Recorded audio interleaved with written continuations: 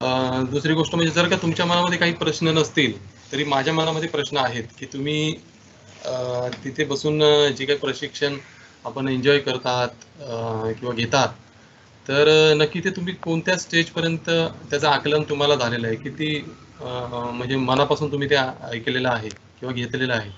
तर हे एक आम्हाला रँडमली फीडबॅक मिळण्यासाठी म्हणजे फीडबॅक घेण्यासाठी मी काही एक क्विज टेस्ट इथे अरेंज करणार आहे तुमच्या सर्वांसाठी.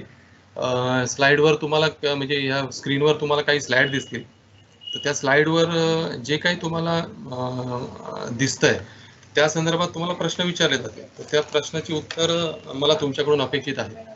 फक्त प्रश्नाची उत्तरं देताना मला तुमचं नाव सांगितलं व माझ्याबरोबर जर तुम्ही चर्चा केली त्या प्रश्नासंदर्भात, तर काय होईल मला त्याची नोंद ठेवणं सोयीस्कर होईल. नाहीतर हे असं होईल की वन वे कम्युनिकेशन मी कालच्या आणि आजच्या सत्रामध्ये फक्त मी एकटाच तुमच्यावर चर्चा करतोय आणि तुमच्यावरून मला डायरेक्टली फीडबॅक काही येत नाही. हे काही योग्य नाही. तर थोडीशी ही कल्पना तुमच्याकडे तुमच्यापर्यंत पोहोचावी यासाठी मी या सत्राची सुरुवात या अशा रीतीने केली. मला वाटतं देशमुख सर माझा आवाज येतोय ना? अच्छा, थँक्यू सर. तर आज जसं सरांनी सांगितलं की काल आपण अग्निशमन शास्त्र म्हणजे फायर फिजिक्सच्या संदर्भात बघितलं. आज महत्त्वाचा जो विषय आहे की आग एखाद्या उंच इमारतीमध्ये लागली तर महत्त्वाचे म्हणजे ते आग लागते कशी उंच इमारतीमध्ये, ती जर लागली तर कोणते कोणते कंपोनंट्स आहेत की त्या कंपोनंट्सवर विचार करणं गरजेचं आहे आणि त्याच्यानंतर त्या कंपोनंट्समध्ये डिटेल्स काय आहेत हे सर्वसामान्य नागरिकांना माहिती असणं गरजेचं आहे. जर का आपण उंच इमारतीमध्ये राहतो किंवा आपण उंच इमारतीमध्ये आपलं ऑफिसेस असतील तर याची कल्पना सर्वसामान्य नागरिकांना असणं गरजेचं आहे. तर या संदर्भात आपण चर्चा करू. त्यानंतर जर का इमर्जन्सी अशी घडलीच तर तुमच्या त्या इमारतीमध्ये किंवा तुमच्या रेसिडेन्शियल बिल्डिंगमध्ये कोणते अप्लायन्सेस कोणते इन्स्टॉलेशन असणं गरजेचं आहे ते आपण पाहू. त्यानंतर एखादी आपत्ती तिथे घडली आगीसारखी तर तुम्ही कशा रीतीने तिथून बाहेर यायचं आहे किंवा कोणते कोणते पॉईंट्स आहेत ते तुम्ही म्हणजे त्याला बायपास करणं हे फार धोकादायक होऊ शकतं. असे काय काय पॉईंट्स आहेत. तर हे एक एक करत आपण त्याच्यावर चर्चा करू आणि त्यानंतर दुसरं जे लेक्चर आपलं असेल ते म्हणजे एखादी आपत्ती घडली तर त्या मला वाटतं कोणाचा तरी माईक चालू आहे.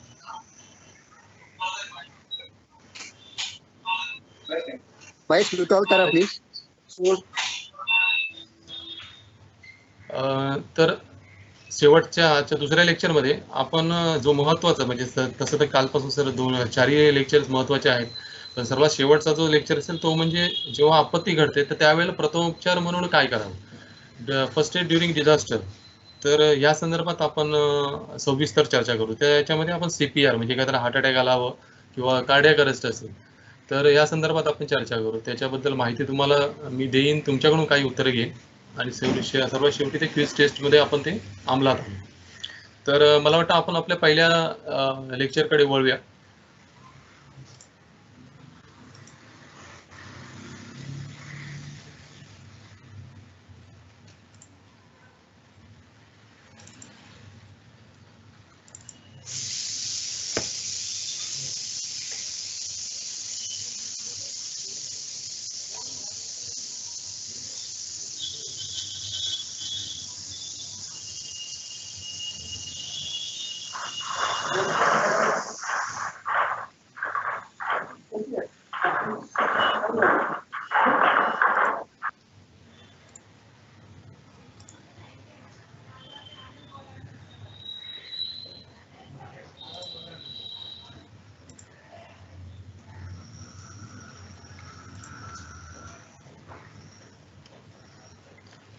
आपण तिसऱ्या म्हणजे दुसऱ्या दिवसाच्या तिसऱ्या लेक्चर्सकडे आपण वळतोय. त्या विषयाचं नाव आहे fire prevention in high rise building. मला देशमुख सर मला तुमचं जर कन्फर्मेशन पाहिजे. आवाज येतोय माझा? हो येतोय, आवाज येतोय आणि PPT पण दिसते. अच्छा, ओके. हे जे आपण आजचं लेक्चर जे बघणार आहोत ते basically national building code act म्हणजे आपल्या भारत देशामध्ये राष्ट्रीय इमारत संहिता ही 2005 आणि त्याचं अमेंडमेंट केलं गेलं 2016ला. तर ह्या कायद्यानुसार ही PPT तुमच्यासमोर मी प्रेझेंट करत आहे. तर ह्याच्यामधले जे काही पॉईंट्स आहेत ते फार महत्त्वाचे आहेत. तर तुमच्या जर का काही प्रश्न असतील तर मला त्याच वेळेला विचारले तरी काही हरकत नाही. Guidelines for the fire and emergency drills and evacuation procedure. आग किंवा तातडीचे ड्रिल तयार करण्याकरता मार्गदर्शक सूचना व सुटकेची प्रक्रिया. आता जसं मी म्हटलं की नॅशनल बिल्डिंग कोड ऍक्ट, इथे तुम्हाला दिसतंय national building code. National building code, भारतीय इमारत संहिता हे करण्याची का गरज पडली? कारण आपण बघा, आपण वेगवेगळ्या ठिकाणी वेगवेगळ्या उद्देशाने प्रवेश करतो. उदाहरणार्थ आपण एकदा एखादा फ्लॅट घेतला, म्हणजे तिथे आपला उद्देश असतो की राहण्याचा, म्हणजे रेसिडेन्शियल आहे. त्यानंतर आपण समजा आपल्या मुलांना शाळेमध्ये दाखल करतो, तर याचा उद्देश काय आहे की त्यांचं एज्युकेशन व्हावं. म्हणजे ते जे स्ट्रक्चर आहे हे राहण्यासाठी नाही तर एज्युकेशनसाठी आहे. त्यानंतर आपण स्वतः एका ठिकाणी कामानिमित्त आपण एखाद्या कार्यालयामध्ये जातो, मग त्याचा उद्देश काय आहे तर तुम्ही तिथे जाऊन तुमची सेवा द्यायची आहे. उदाहरणार्थ तुम्हाला तिथे काम करायचं आहे, तिथे तुम्हाला राहायचं नाहीये. म्हणजे आपण जसं जसं वेगवेगळ्या कामासाठी ते स्ट्रक्चर उपयोगात आणतो, तर त्यानुसार त्याची ऑक्युपन्सी म्हणजे त्याचा उपयोग हा ठरवला जातो. तर हे भारतीय इमारत संहितेमध्ये ह्याची काही ग्रुपिंग केलेली आहे. आता हे आपण तुमच्यासमोर इथे मी ठेवतोय. आता हे ग्रुप ए. आता ग्रुप ए म्हणजे काय तर रेसिडेन्शियल, म्हणजे जिथे आपण राहतो किंवा लॉजिंग आहे, डोमेटरी आहे, फ्लॅट्स आहेत, हॉटेल आहे. हे ग्रुप ए मध्ये ह्याचे वर्गीकृत केलेलं आहे. त्यानंतर आहे दुसरं ग्रुप बी. ह्याला जसं म्हटलं जातं एज्युकेशनल, म्हणजे स्कूल्स आहेत, कॉलेजेस आहेत. हे जे स्ट्रक्चर आहे स्कूल कॉलेज, ह्याला ग्रुप बी मध्ये डिवाइड केलेलं आहे. त्यानंतर ग्रुप सी जसं इन्स्टिट्यूशनल, म्हणजे हॉस्पिटल्स आहेत, होम्स आहेत, जेल्स आहेत. त्यानंतर आहे ग्रुप डी, म्हणजे असेंब्ली आहेत, theatres, drama hall, assembly hall. त्यानंतर exhibitions, restaurant, workshop, terminal, etc etcetera. नंतर ग्रुप ई मध्ये आहे business, offices, labs, computer installation. Group F मध्ये आहे mercantile, shop, stores, markets. Group G मध्ये आहे इंडस्ट्रीयल्स आहेत, जसे assembly plants, labs, pumping stations, refinery. Group H मध्ये आहे स्टोरेज, जे आपले काही स्टोरेज स्ट्रक्चर असतं, म्हणजे जिथे आपण साठा करून ठेवतो. तर त्या अशा स्ट्रक्चरला ग्रुप एच मध्ये वर्गीकृत केलेलं आहे. नंतर ग्रुप जे मध्ये हॅझार्डस, जिथे काही उत्पादन केलं जातं किंवा स्टोअर करून ठेवलं जातं, ते आहे ग्रुप जे मध्ये. तर या अशा रीतीने वेगवेगळ्या ऑक्युपन्सीनुसार त्या स्ट्रक्चरला ए टू जे पर्यंत काय केलेलं आहे तर वर्गीकृत केलेलं आहे. आता हे करण्याची गरज का पडली? कारण तुम्ही विचार करू शकता की जे काय ग्रुप बी जे आहे म्हणजे एज्युकेशनल, आपण परत मागे जाऊ, ग्रुप बी हे एज्युकेशनल आहे आणि त्याच्या सर्वात शेवटी तुम्हाला दिसतंय ग्रुप जे हॅझार्डस स्ट्रक्चर. आता ह्याच्यामध्ये फरक काय पडतो की जर का तुमची शाळा असेल, याचा अर्थ काय की त्या शाळेमध्ये टिपिकल त्या वेळेला, म्हणजे सकाळी समजा जर का ती शाळा चालू असली तर ती शाळा सकाळी 7 वाजता पूर्णपणे भरली जाईल, 12 वाजता किंवा 1 वाजता त्यांच्या टाईमनुसार ती पूर्णपणे परत रिक्त होऊन जाईल, पूर्ण रिकामी होऊन जाईल. जर का दुपारचं सेशन तिथे असेल त्या शाळेमध्ये तर परत दुपारी 1-2 वाजता ती भरेल, संध्याकाळी 6 वाजता सुटून जाईल. म्हणजे तिथे काय तर जळण्यासारखं साहित्य काय आहे किंवा मनुष्यहानी होण्यासारखं काय धोकादायक आहे, हे सगळं ह्या वर्गीकरणामध्ये बघितलं गेलं जातं. उदाहरणार्थ ग्रुप जे आहे आणि ते हजार्डस आहे, म्हणजे ऑलरेडी काय आहे की तिथे हजार्डस म्हणजे असं काही फ्लेमेबल किंवा इनफ्लेमेबल मटेरियल आहे की ते जर काही तिथे जर दुर्घटना घडली तर त्याचा इम्पॅक्ट हा फार मोठा होऊ शकतो. तर अशा रीतीने वेगवेगळ्या ऑक्युपन्सीनुसार वेगवेगळ्या स्ट्रक्चरला इथे वर्गीकृत केलं गेलं. आता अग्नी व तातडीचे कवायत करण्याचे नियोजन करण्यापूर्वी खालील बाबींचा मुख्य विचार केला जातो. मगाशी जसं मी म्हटलं की काही मोड आहेत किंवा काही कंपोनंट आहेत, तर त्याच्यानुसार आपल्याला हे सखोल दृष्टीने ते बघावं लागतं. एक फायर प्रिव्हेन्शन, म्हणजे एखाद्या स्ट्रक्चर आहे जसं रेसिडेन्शियल आहे, एज्युकेशनल आहे, हजार्डस आहे किंवा तुमचं बरेचसे आपण आता बघितले, तर त्या प्रत्येक ठिकाणी जिथे आपण एंट्री करतो किंवा जे वेळेला आपण आपत्तीच्या संदर्भात चर्चा करतो किंवा बघतो, तर त्यावेळेला फायर प्रिव्हेन्शन, त्या स्ट्रक्चरलमध्ये फायर प्रिव्हेन्शनसाठी काय उपाययोजना केलेली आहे, अग्नी प्रतिबंध.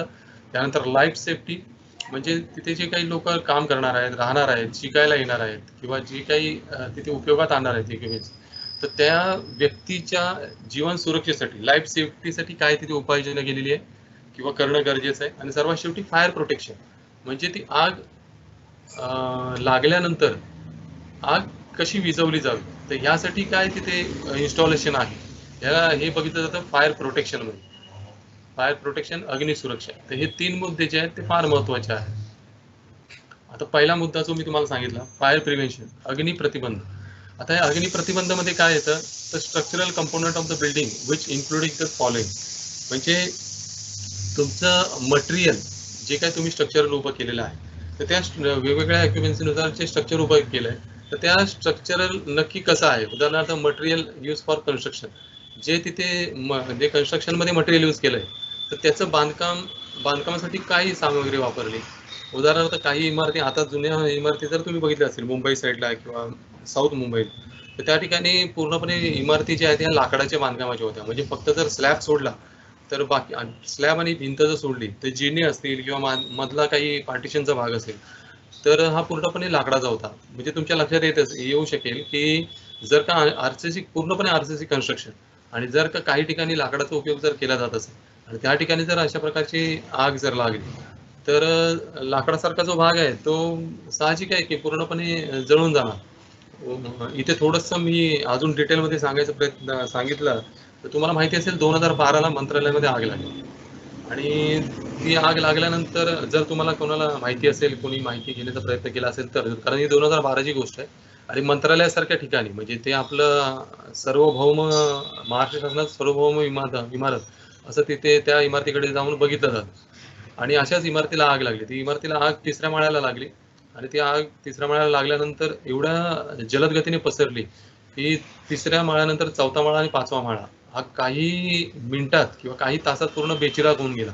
म्हणजे त्या पूर्ण फ्लोअरवर ज्या काही फाईल्स होत्या किंवा जे काही होतं ते सगळं त्या आगीने भस्मसात केलं. आता हे का केलं गेलं, तर पहिली गोष्ट म्हणजे मंत्रालय हे आहे ते थोडंसं सी फेस लेवलला आहे, म्हणजे तिथे समुद्राचे वारे वाहत असतात. म्हणजे पहिली गोष्ट म्हणजे अशी की त्या ठिकाणी ऑक्सिजनचा पुरवठा हा मुबलक प्रमाणात होत होता त्या स्ट्रक्चरला. तर त्याच्यामुळे आग ही फार प्रमाणामध्ये पसरली ऑक्सिजन मिळत असल्यामुळे.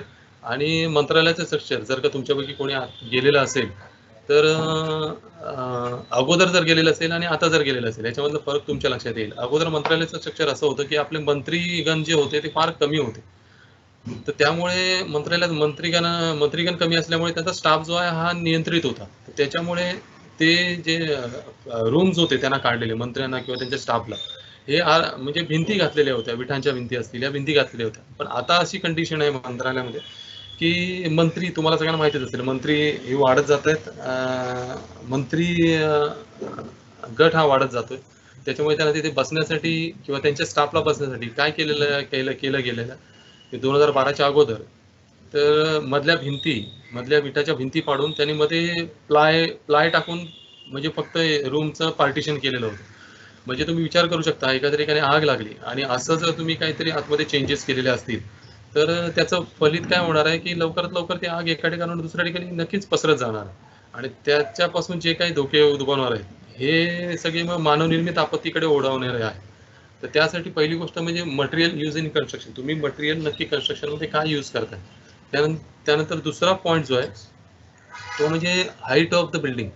तुमची हाईट, इमारतीची हाईट किती आहे. आता ही हाईट किंवा उंची बघण्याची काय गरज पडते, जर का म्हणजे या नॅशनल बिल्डिंग कोड यामध्ये असं म्हटलंय की जर का तुमची इमारतीची हाईट ही 10 मीटरपेक्षा जास्त असेल, जर तुमच्या इमारतीची हाईट 10 मीटरपेक्षा जास्त असेल तर तुमच्या इमारतीला पूर्णपणे 3 मीटरचा ॲक्सेस असणं गरजेचं आहे. आता हा 3 मीटरचा ॲक्सेस का, की जर का तुमच्या जशी आपली ईस्ट वेस्ट साऊथ अशा रीतीने जशा दिशा आहेत, तर एखाद्या ठिकाणी चौकोनी जर इमारत असेल आणि त्याच्या कोणत्याही एका दिशेला आग लागली आणि तिथे जाण्यासाठी जर फायर डिपार्टमेंटला त्यांची व्हेकल नेण्यासाठी जर त्या साईडला जागा नसेल, मग ते आग विझवण्यासाठी किंवा रेस्क्युअर करण्यासाठी फार मोठं चॅलेंजिंग जॉब होऊन जातो. तर त्यासाठी तुमची इमारत आहे, या इमारतीच्या चारी बाजूने इमारतीची हाईट जर 10 मीटर असेल तर ते 3 मीटरचा ॲक्सेस असणं गरजेचं आहे. तशाच रीतीने जर 15 मीटर हाईट असेल तर 5 मीटरचा ॲक्सेस असणं गरजेचं आहे. म्हणजे तुमची फायर इंजिन जी आहे ती एका साईडने एंट्री गेटने आतमध्ये जाऊन एक्झिट गेट तोच असेल तरी चालेल, पण तो पूर्णपणे ती गाडी पूर्ण इमारतीला वळसा घेऊन बाहेर येणं गरजेचं आहे. जर 18 मीटरची जर हाईट असेल तर 6 मीटरचा ॲक्सेस म्हणजे खाली ग्राउंड लेवलला 6 मीटरचा असणं गरजेचं आहे. तर अशा रीतीने हे मला वाटतं तुमच्या लक्षात येत असेल, जशी जशी इमारतीची हाईट वाढते तसा ॲक्सेस जो आहे तो वाढतो. आणि हाच मोठा दुष्परिणाम आहे. म्हणजे माझ्या माहितीनुसार आतापर्यंत जे काही कॉल्स आपण अटेंड केले, तर होतं असं की इमारतीची हाईट तर उंच उंच वाढत जाते, पण खालचा एक्सेस जो आहे ना तो बिल्डरांकडून तो ठेवला जातो. पण रेसिडेन्शियल बिल्डिंगमध्ये किंवा कमर्शियल बिल्डिंगमध्ये काय केलं जातं की तिथे पार्किंगसाठी गाड्या उभ्या करणं, जसं काल आपण चर्चा केली या संदर्भात. त्या नो पार्किंग सारख्या जिथे पार्किंग प्रोहिबिटेड आहे, तिथे पार्किंग असणं गरजेचं नाही, तिथे सुद्धा पार्किंग केली जाते. आणि मग हे जे आहे ते आपण मानवनिर्मित आपत्तीकडे ही आपत्ती ओढवून नेतो. तर त्याच प्रकारे तुमचा एक्सेस रोड, जसं मी म्हटलं की एक्सेस रोड टू बिल्डिंग, तुमच्या इमारतीकडे येणारा मार्ग, म्हणजे काही काही इमारती अशा आहेत की त्या इमारतीला तुम्ही एक्सेस दिलेला आहे, त्या जिथे तुमची इमारत आहे त्या इमारतीला एक्सेस आहे, पण तुमच्या इमारतीकडे बाहेरून येणारे, म्हणजे तुमचं जिथे कंपाऊंड आहे त्या कंपाऊंडच्या बाहेरून जवळपास अर्धा मीटर, अर्धा किलोमीटर किंवा 1 मीटरचा एरिया, तर ह्या बाहेरच्या एरियामध्ये जर का पार्किंग असेल तरी ते तुमच्यासाठी परिणामकारक ठरणार आहे. कारण जर फायर इंजिन, ठीक आहे तुम्ही तुमची प्रोव्हिजन करून ठेवली, पण बाहेर जर नो पार्किंग सारख्या गाड्या अशा जर ब्लॉकेज करून ठेवलेल्या असतील, कारण ते नो पार्किंगच्या बाहेर जर गाड्या ठेवलेल्या असतील आणि ते जर पार्क करून निघून गेले आणि फायर तुमच्याच जर इमारतीमध्ये आग लागते, तर फायर डिपार्टमेंटला साहजिक आहे तुमच्या एंट्री, म्हणजे तुमच्या गेटमधून एंट्री करताना फार चॅलेंजिंग होऊन जातं. त्यानंतर फ्लोर एरिया अँड लेआउट, तुमचा फ्लोर एरिया कसा आहे, तुमचं म्हणजे स्लॅब जो आहे किंवा तुमचे माळ्याची रचना कशी आहे आणि त्याचा लेआउट कसा आहे. म्हणजे जर का तुमचे काही अप्लायन्सेस तुम्ही असतील, इन्स्टॉलमेंट असतील, तर एका ठिकाणाहून दुसऱ्या ठिकाणी आग विझवण्यासाठी जे काही पाईप्स असतात तर ते पोचण्यासारखे आहेत का. त्यानंतर तुमचा जो काही जिन्याचा मार्ग आहे, तर असं म्हटलं जातं आहे की जेव्हा तुमची इमारतीची हाईट 15 मीटरपेक्षा उंच वाढत जाते, तर त्यावेळेला तुम्हाला एंट्री गेट व एक्झिट गेट, तसंच एंट्री स्टेअर आणि एक्झिट स्टेअर अशा रीतीने दोन दोन जिने असणं गरजेचं आहे.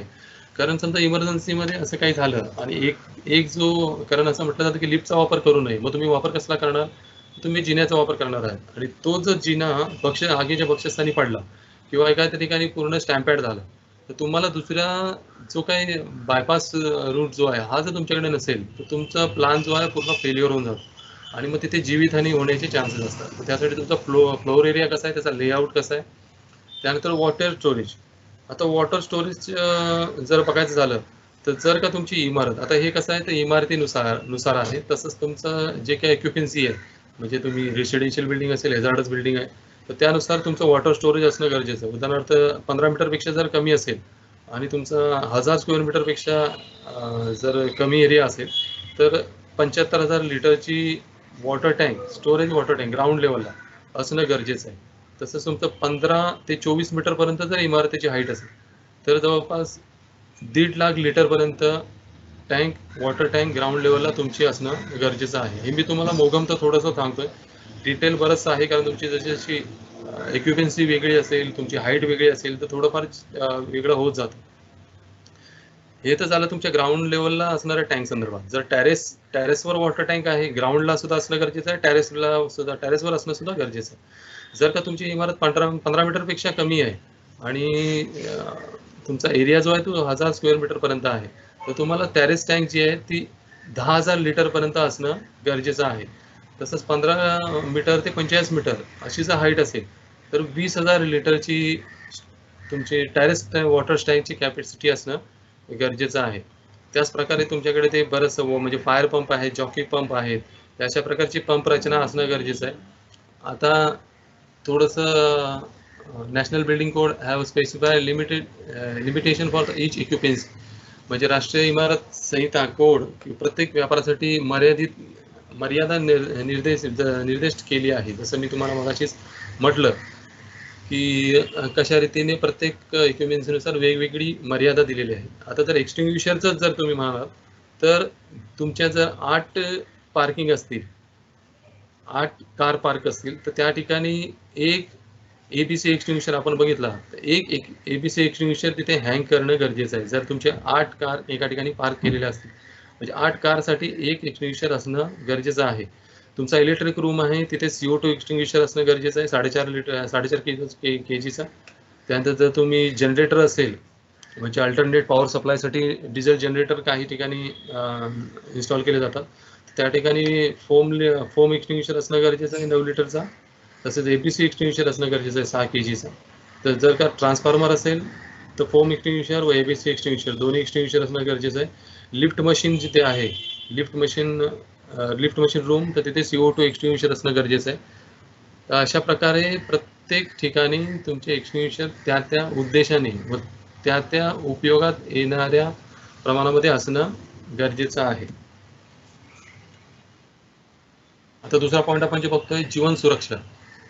आता एका ठिकाणी आग तर लागली, लाईफ सेफ्टी रिक्वायरमेंट्स काय काय आहेत, म्हणजे आग लागण्याच्या अगोदर हे बघण्याची गरज आहे. पहिली गोष्ट म्हणजे एक्झिट, जसं मी मगाशी तुम्हाला म्हटलं, डोअर, स्टिअर, रॅम्प्स, कॉरिडोर, सायन्स. एक म्हणजे दिवसाची सुद्धा जर आग लागली, आता पुढच्या काही क्लिप्समध्ये आपण ते बघूच, दिवसाची जरी आग लागली तरी माणसाची धारणा अशी असते की आग लागली तरी बराचसा उजेड इथे असेल, त्यामुळे आपण एक्झिट चांगल्या रीतीने होऊ शकू.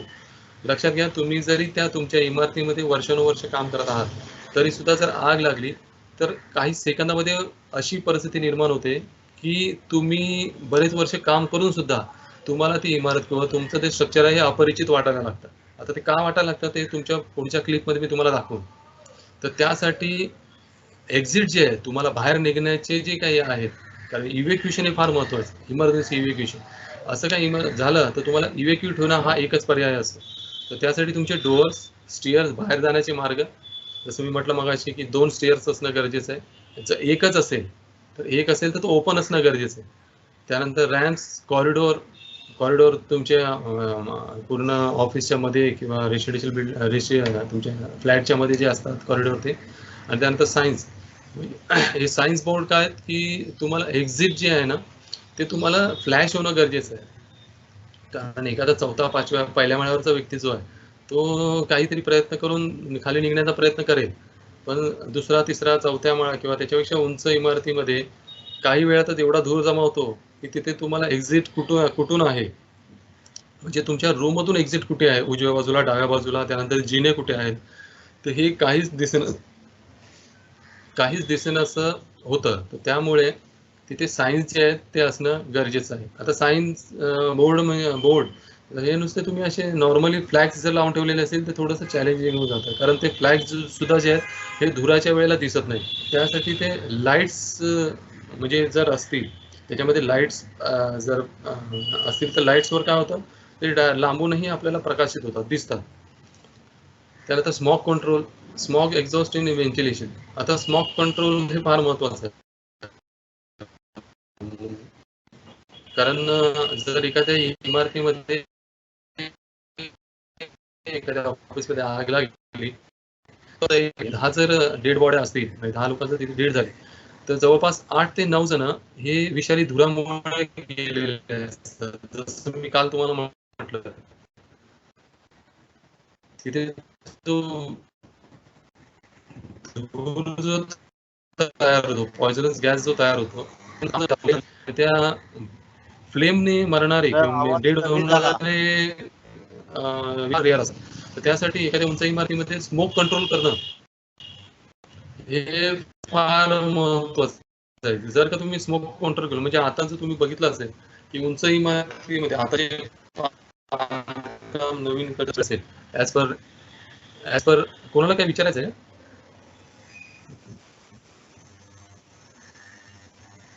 तर आवाज जरा हे होतोय, मध्ये मध्ये ब्रेक होतो. हॅलो,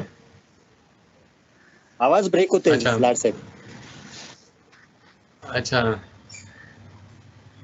आता इथे तर सर काय, इथे माझ्याकडून तर नाही, मध्ये थोडा वेळ झाला अच्छा होता, कंटिन्यू करा. अच्छा अच्छा, okay okay okay. Smoke control, आता तुम्ही बघितलं असेल काही मेट्रोपॉलिटन सिटीमध्ये जिथे रेरा प्रोजेक्ट आहे, तर तिथे असं केलं जातं आणि केलं जावं.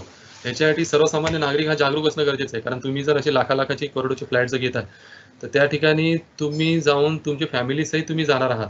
तुम्ही जर एखाद्या ऑफिसमध्ये काम करत असाल तर तुमची जागरूकता असणं, तुम्ही जागरूक असणं गरजेचं आहे.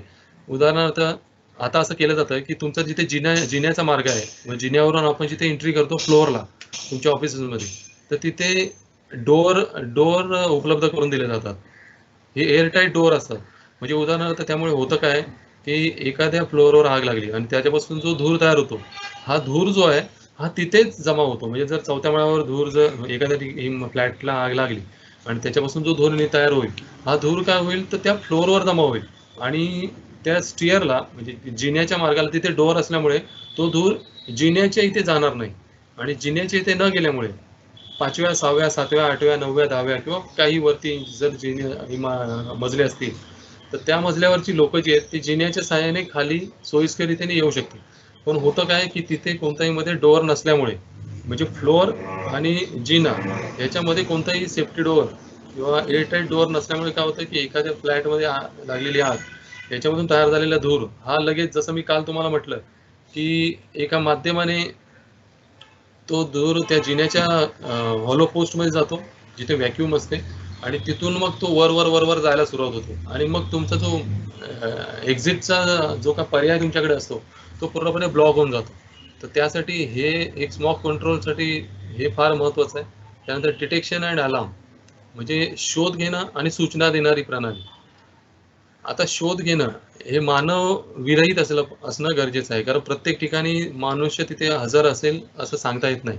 तर त्यासाठी असे काही डिटेक्शन इन्स्टॉलेशन असणं गरजेचं आहे आणि ते डिटेक्शन एखाद्या कुठल्या अप्लायन्सेसने दिलं तर त्याच अप्लायन्सेसकडून अशी काही यंत्रणा असावी की त्यांनी अलार्मही द्यावा, म्हणजे लोकांना सूचितही करावं. तर असं काही लाईफ सेफ्टी रिक्वायरमेंट्स आहेत. आणि त्यानंतर इव्हॅक्युएशनची SOP सर्वात महत्त्वाची. जसं मी काल बरेच वेळेला तुम्हाला हे सांगितलं, SOP असणं गरजेचं. SOP for evacuation, regular fire and staff training for the use of the protection equipments. तर हे इव्हॅक्युएशन जे आहे ना हे तुमच्या रुटीनमध्ये असलं पाहिजे. आता हे रुटीन म्हणजे काय, आता जर का तुम्हाला उदाहरणार्थ थोडक्यात सांगायचं झालं तर आपण आपल्या घरामध्ये सकाळी जेव्हा काही उठतो तर त्यावेळेला तुम्ही बघितलं असेल की आपण विदाऊट म्हणजे तुमच्या जर प्रकाश नसेल किंवा लाईट तुम्ही लावली नाही तरी बरेचसं जे काम आहे ना हे आपण अंधप्रकाशात किंवा अंधारातच करतो का, कारण ते आपल्या डेली रुटीनमध्ये आलेलं आहे. उदाहरणार्थ बाथरूममध्ये जाणं, तिथून ब्रश काढणं, त्याच्यानंतर कोलगेट असेल किंवा काही असेल तर ते घेणं, हे पूर्णपणे आपण अंधारात करतो कारण हे आपल्या डेली रुटीनमध्ये आहे. तर तशाच रीतीने हे जे इव्हॅक्युएशन आहे हे डेली रुटीनमध्ये येणं गरजेचं आहे. म्हणजे तुमची टिपिकल रेग्युलर ड्रिल जे आहेत हे 3 महिन्यातून एकदा होणं फार गरजेचं आहे. कारण हे प्रत्येकाला कळणं गरजेचं आहे की कसं बाहेर निघायचं आहे, कुठे जाऊन उभं राहायचं आहे. हे जरी तुम्ही 50% जरी अंमलात आणलं तरी पण तुमचे हे जे प्लान आहे हा 99% सक्सेस होतो. महत्त्वाचं असं आहे की इव्हॅक्युएशन प्लॅनच नसतो. लोकांना कुठे जायचं आहे किंवा कुठून कशा रीतीने बाहेर पडायचं आहे, कधी बाहेर पडायचं आहे ह्याचा काही प्लॅनच त्याच्याकडे नसतो. तर त्याच्यामुळे लोकांचे ह्याच्यामध्ये जीव जाण्याचे फार मोठे चान्सेस असतात. त्यानंतर फायर प्रोटेक्शन तिसरा कंपोनंट जो आपला आहे अग्निसुरक्षा. आता एखाद्या ठिकाणी आग लागल्यानंतर त्या ठिकाणी ती आग विझवावी यासाठी फायर फायटिंग इन्स्टॉलेशन असणं गरजेचं आहे. आता तुम्हाला इथे दिसतंय पहिलं दिसतंय इथे होज रील. आता बरंचसं तुमच्या इमारतीमध्ये असेलही काही नसेलही, पण आपण बघूया काय काय असणं गरजेचं आहे ते.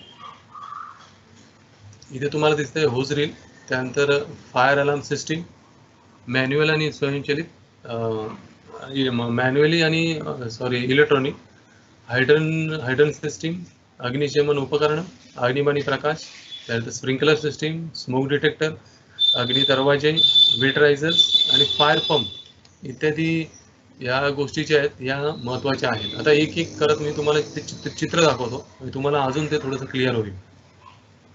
इथे तुम्हाला दिसतंय होज रील आहे ना, ही होज रील आहे. आता मला माहिती नाही तुमच्या इमारतीमध्ये आहे की नाही, कारण असणं गरजेचं आहे आणि त्याचा उपयोग कसा केला जातो हेही प्रत्येक कर्मचाऱ्याला माहिती असणं गरजेचं आहे. कारण ही फर्स्ट एड किंवा फर्स्ट रिस्पॉन्डरसाठी फायर फायटिंग इन्स्टॉलेशन आहे. म्हणजे एखादी आग लागली की जसं आपण आपल्या गार्डनला किंवा गावीच्या ठिकाणी तुम्ही जर गेला तर एखाद्या पाईपने जसं आपण पाणी मारतो, एखादी गाडी जशी धुतो, तर तशाच रीतीने ह्याच्यामधून पाणी बाहेर पडतं. आणि पाणी बाहेर पडताना जर तिथे तुमची यंत्रणा कुठे काय केलेलं आहे, म्हणजे त्यांनी तिथे शट ऑफ नोझल किंवा ऑन ऑफ स्विच इथे कुठे दिलेलं आहे का, त्यानंतर ह्या इथे नोझलला एक शट ऑफ नोझल असतं, तर ते कसं चालू करायचं, कसं उघडायचं, फार सोपं आहे. काही कठीण काहीच नाही आहे, फक्त ते तुम्हाला माहिती असणं गरजेचं. हे जर तुम्ही केलं तर तुम्ही फायर डिपार्टमेंट तिथे येण्याच्या अगोदर जरी मोठी आग असेल तरी ती तुम्ही कंट्रोल करू शकता किंवा ती पूर्णपणे विझवू शकता. पण हे तुम्हाला माहिती असणं गरजेचं आहे की हे खेचायचं कसं, खेचल्यानंतर हे पूर्णपणे रोल होतं. ह्याची जी लेंथ आहे ही लेंथ एवढी असणे गरजेची आहे की हे जिथे इन्स्टॉल केलेलं आहे तिथून तुमच्या इमारतीचा त्या फ्लोअरवरचा शेवटचा जो भाग आहे तर हे तिथपर्यंत ह्याचं नोझल जे तिथपर्यंत पोहोचणं गरजेचं आहे. जर 1000 फुटाचा तुमचा एरिया असेल, 2000 फुटाचा एरिया असेल, तर ह्याची लेंथ जी आहे ही तिथपर्यंत जाणं गरजेचं आहे. आणि जर ह्याची लेंथ तिथपर्यंत जात नसेल तर असाच होज रील दुसऱ्या म्हणजे 500 फुटावर 500 फुटावर असणं गरजेचं आहे. म्हणजे हा जर जात नसेल तर दुसरा जो इथे आपण इन्स्टॉल लावलेला आहे तर त्याचा नोझल तरी तिथपर्यंत जावं. आणि हे सर्वस्व तुमच्यावर आहे, म्हणजे हे तुम्ही यूज करणं आहे.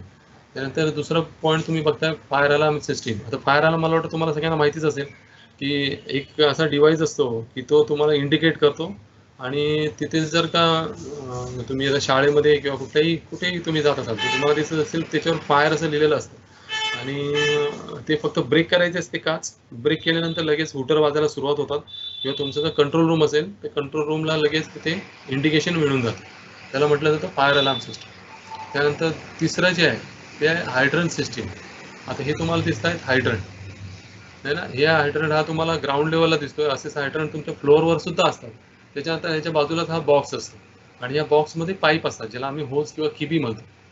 आता हे उघडण्यासाठी इथे एक की दिलेली असते, चावी दिलेली असते. आता हे जे आहे ते काच, ही काच तुम्हाला कुठल्या तरी दगडाने किंवा तुमच्या एकदम पातळ काच असते, म्हणजे तुमच्याकडे जर की असेल, स्वतःची चावी असेल किंवा तुमच्याकडे कोणतंही काही साधन असेल तर ते तुम्ही फोडू शकता. ही जे इथे जे हे असते ते फोडू शकता. ते फोडल्यानंतर तिथून तुम्हाला की मिळते. ही की तुम्हाला काढल्यानंतर ही की इथे टाकून ती फक्त अँटी क्लॉकवाईज उघडली की हा डोअर आहे तो ओपन होतो. हा ओपन झाल्यानंतर आतमध्ये जे होज असतात ते होज बाहेर काढायचे, विशिष्ट पद्धतीने उघडायचे. उघडल्यानंतर त्याच्या बाजूला तुम्हाला इथे नोझल दिसेल, एक ब्रँच आपण जे आम्ही ज्याला म्हणतो. हे ब्रँच काय करायचे तर त्याला तुम्ही लावायचे होजला आणि त्याचं एक टोक जे आहे ते इथे अटॅच करायचं.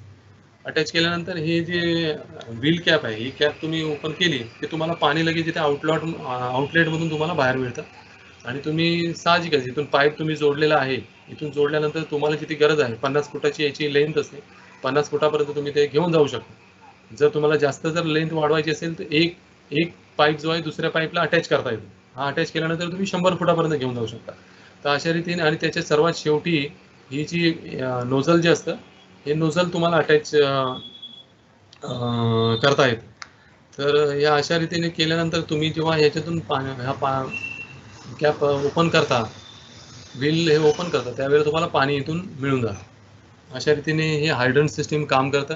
म्हणजे जर का होज रीलमधून तेवढं प्रेशर तुम्हाला मिळत नसेल, आता इथे तुम्ही बघत असाल की हा पाईप फारच बारीक छोटा आहे रुंदीने, जाडीने, त्यानुसार इथून तुम्हाला त्या प्रमाणामध्ये पाणी मिळणार आहे. जर का आग मोठ्या प्रमाणात असेल तर एवढ्याशा पाण्याने ती विझत नसेल तर ह्यासाठी हा मोठा पाईप आहे, ह्याच्यातून तुम्हाला थोडंसं जास्त पाणी मिळतं. हे बारमध्ये कन्वर्ट केलं जातं, म्हणजे किती बार तुम्हाला ह्याच्यातून पाणी मिळेल.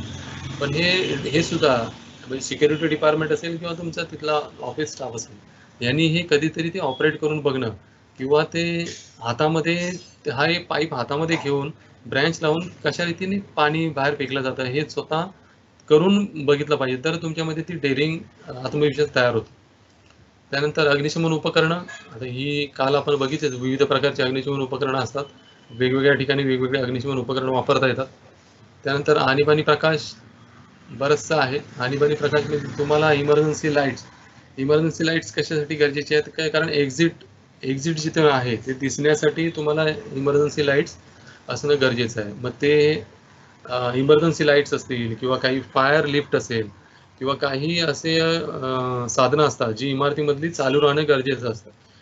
तर असं म्हटलं जातं की एखाद्या इमारतीमध्ये आग लागली की त्या इमारतीचा मेन स्विच ऑफ करून टाका. आता मेन स्विच ऑफ केल्यानंतर तुमचे हे जे सायन्स आहेत है ना, म्हणजे काय काय गरजेचं आहे की एक्झिटचे सायन्स आहेत जिथे तुम्हाला मी म्हटलं की लाईट्सवर ऑपरेट होणारे ते असावे. म्हणजे लाईट असल्यामुळे काय होईल की ते तुम्हाला लांबपर्यंत दिसतील.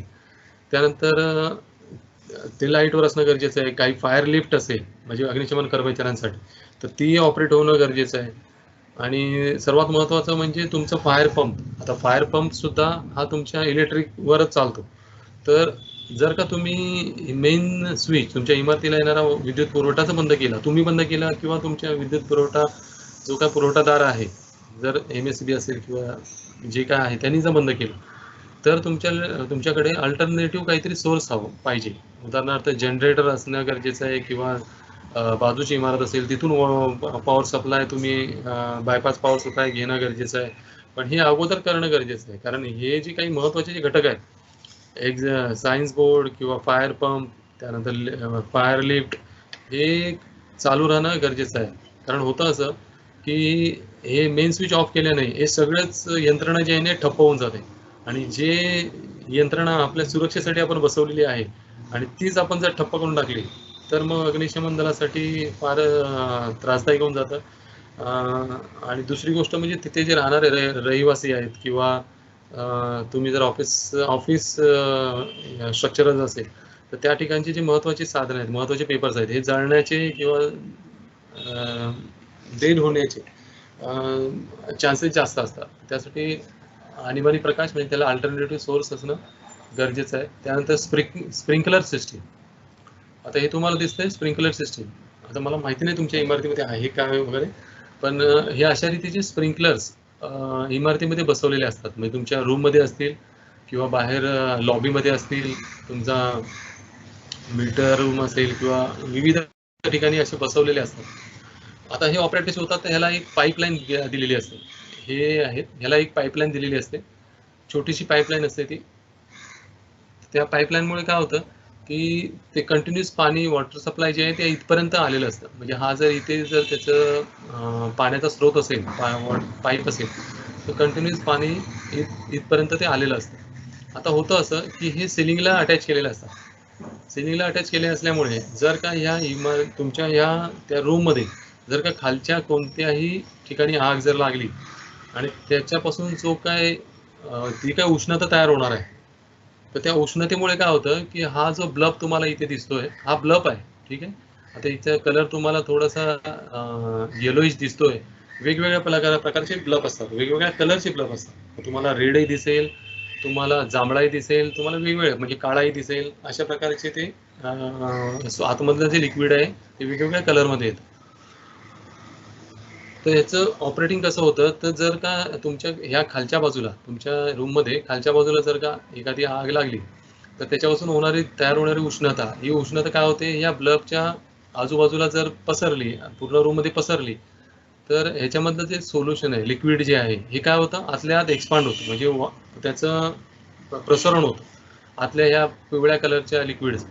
ग्लिसरीन सोल्युशन असतं जनरली. तर ते एक्सपांड झाल्यामुळे काय होतं, तर हा ब्लब जो आहे ना, हा बस्ट होतो किंवा फुटतो. हा ब्लब जो आहे तो फुटतो, आणि फुटल्यामुळे काय होतं, हा जो वॉटरवे आहे, म्हणजे इथे पाईप जो आहे भरलेला पाण्याने, आणि ह्या ब्लबमुळे तो ब्लॉकेज आहे, म्हणजे तिथून ह्या ब्लबमुळे तो पाणी पडत नाहीये. पण काय होतं की हा ब्लब फुटल्यानंतर इथला वॉटरवे जो तो ओपन होतो, आणि ओपन झाल्यानंतर इथे तुम्हाला दिसतं एक चकती आहे ना, ही चकती आहे. तर ज्याप्रमाणे आपण शॉवर घेतो, म्हणजे शॉवरमधून जसं पाणी खाली पडतं, तर त्याच्यापेक्षा जास्त दुपटीने याच्यामधून पाणी जे आहे ते खाली पडतं. मग खाली पडत असताना ही चकती जी आहे ना, ही वक्राकार फिरते, गोलाकार फिरते, आणि फिरत असताना याच्यातलं पाणी, हे चकती काय करते, फार लांबपर्यंत अशा रीतीने पसरवते. म्हणजे जवळपास एक स्प्रिंकलर जो आहे, हा जवळपास 6.5 मीटरचा एरिया कव्हर करतो. म्हणजे एखाद्या ठिकाणी आग लागली एखाद्या रूममध्ये, तर 6.5 मीटरपर्यंत हे पाणी जे आहे हे शॉवर मार्फत ऑटोमॅटिक, म्हणजे तिथे हे मॅन्युअली करण्याची गरज पडत नाही, म्हणजे एखाद्या व्यक्तीची तिथे गरज नसते. तर त्यामुळे ते ऑटोमॅटिक ऑपरेट होतात, आणि तुमची ज्या वस्तूला आग लागलेली आहे तिथे ऑटोमॅटिक ती शमन केली जाते. त्याला म्हटलं जातं स्प्रिंकलर सिस्टीम. मी जे काही सांगतोय ते थोडंसं तुमच्या लक्षात ठेवा. त्यानंतर पुढचं जे इन्स्टॉलेशन आहे ते म्हणजे स्मोक डिटेक्टर. आता हे जे आहे ते स्मोक डिटेक्टर तुम्हाला दिसतंय. आता हे मगाचं वेगळं होतं, आता तुम्हाला वेगळं स्ट्रक्चर थोडं दिसतंय स्मोक डिटेक्टर, आणि इथे तुम्हाला आतमध्ये काही चेंबर्स दिसतात. आता ह्याचं स्मोक म्हणजे धूर.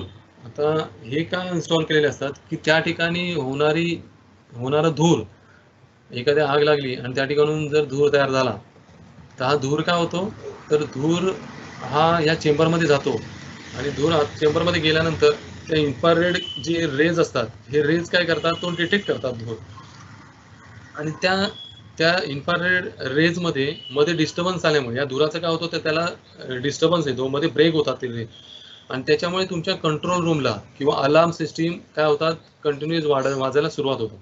आता वेगवेगळ्या प्रकारचे अलार्म असतात. भीतीदायक असणं गरजेचं आहे. ते अलार्म वाजल्यानंतर माणसांना इंडिकेट होतं की कुठे ना कुठेतरी आपल्या इमारतीमध्ये आपल्या काहीतरी कुठेतरी आग लागलेली आहे किंवा स्मोक डिटेक्ट केलेला आहे.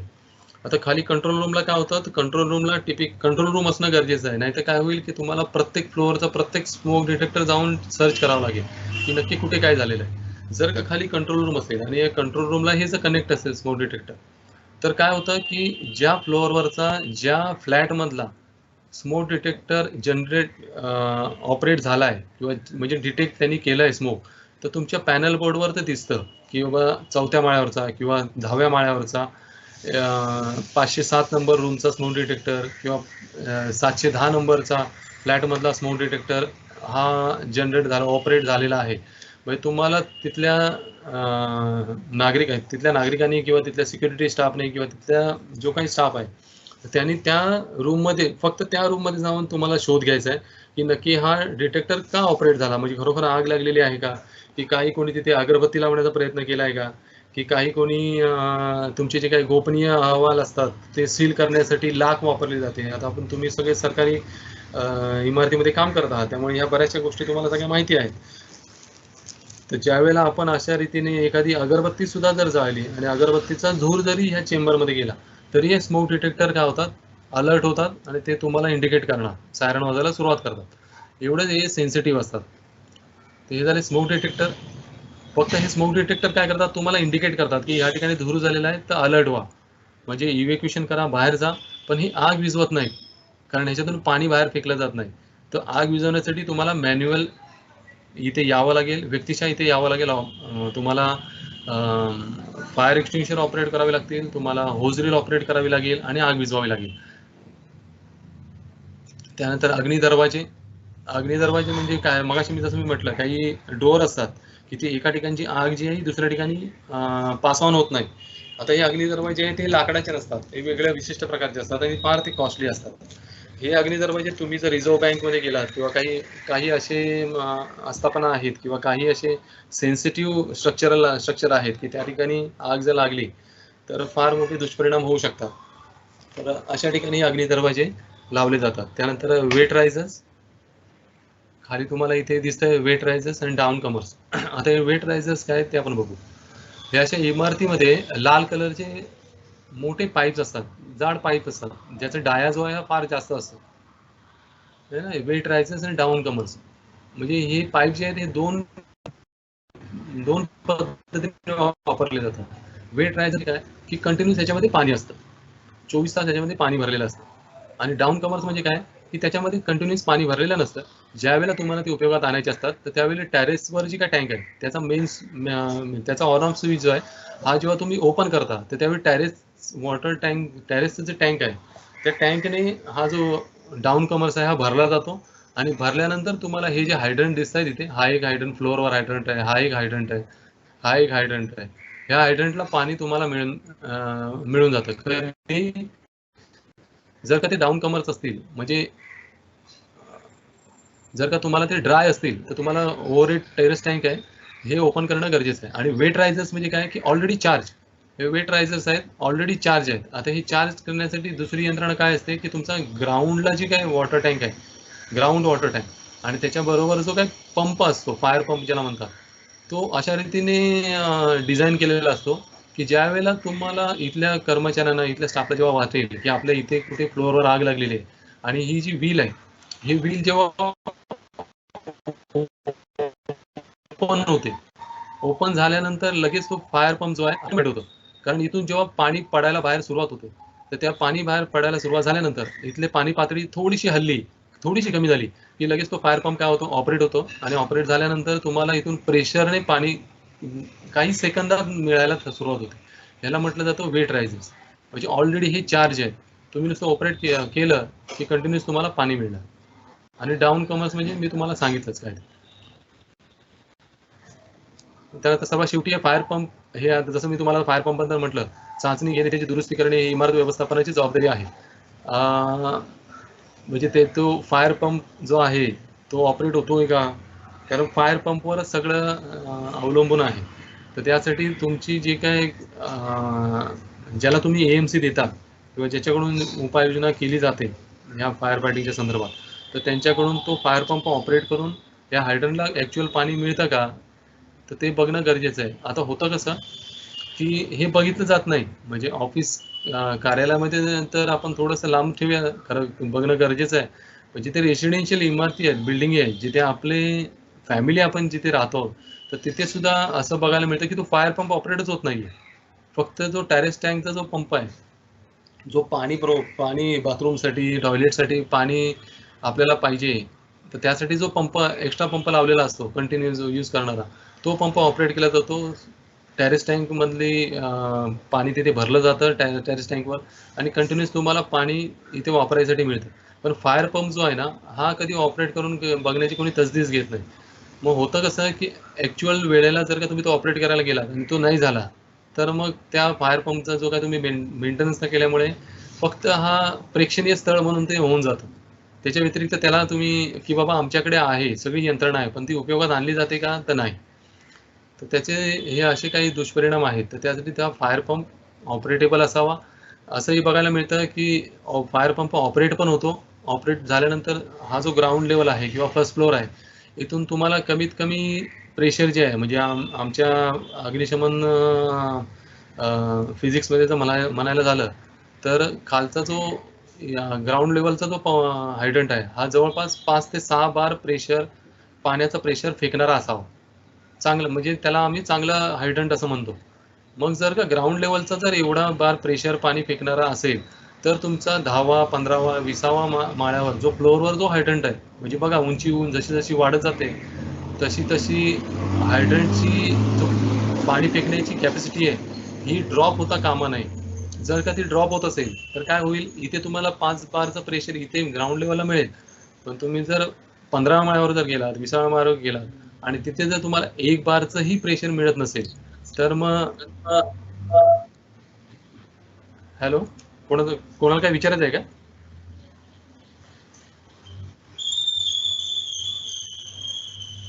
हॅलो,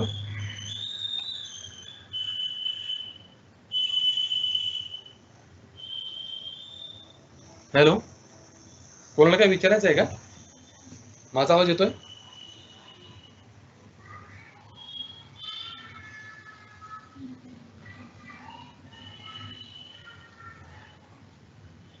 माझा आवाज येतोय का तुम्हाला?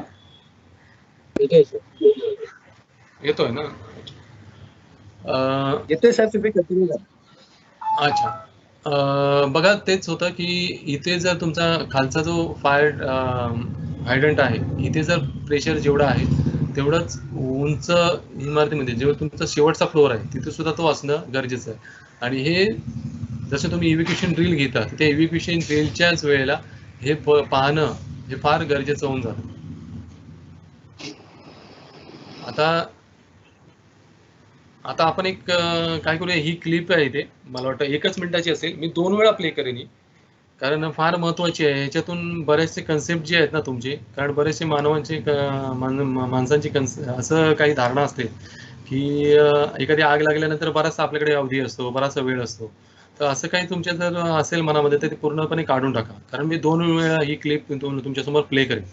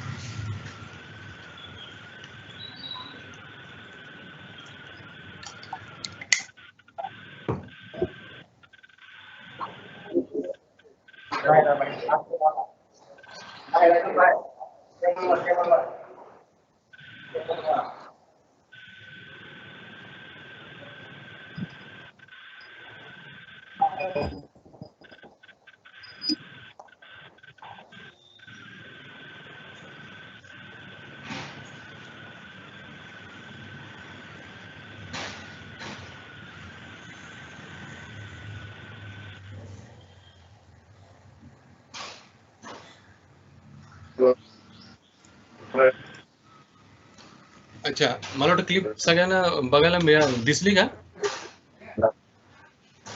हॅलो, हा दिसली, मला वाटतं सगळ्यांना दिसली. ह्या क्लिप मध्ये बघा, काही मी परत तुम्हाला मी मगाशी म्हटलं होतं मी 2 वेळा प्ले करेन म्हणून. आता इथे तुम्हाला दिसतंय ICU आहे हा, आणि ही घटना जी आहे ती 9व्या महिन्यातली आहे. 8 तारीख 9वा महिना 2020. म्हणजे आपलं हे जे कोविडचं जी महामारी आहे किंवा ही जी आपत्तीला आपण फेस करतो आहोत गेले 1.5-2 वर्ष, तर त्याच वेळची ही घटना आहे. हा कोविड पेशंट. हॅलो, कोणाचा माईक चालू आहे का? मला इथे डिस्टर्बन्स होतो. कोणाचा तरी माईक चालू आहे. महेश म्यूट ऑल करा प्लीज. इथे तुम्हाला डेटही दिसते 8/9/2020. म्हणजे ही जी महामारी आपण जी फेस करतोय जवळपास 1.5-2 वर्ष, तर या 1.5-2 वर्षामधलंच हा एक इन्सिडेंट आहे. आणि हे CCTV फुटेज आहे एका ICU वॉर्डमधलं. आता ही घटना कुठली आहे? तर गुजरात स्टेटमधली वडोदरा सिटी जी आहे त्याच्यामध्ये हे प्रायव्हेट हॉस्पिटल आहे. आणि या प्रायव्हेट हॉस्पिटलमध्ये या कोरोना वॉर्डमध्ये ही घटना घडली. आता इथे हे लाईफ सेव्हिंग काही मशीन्स आहेत, आणि त्या मशीन्स बऱ्याचशा पेशंटला अटॅच असतात.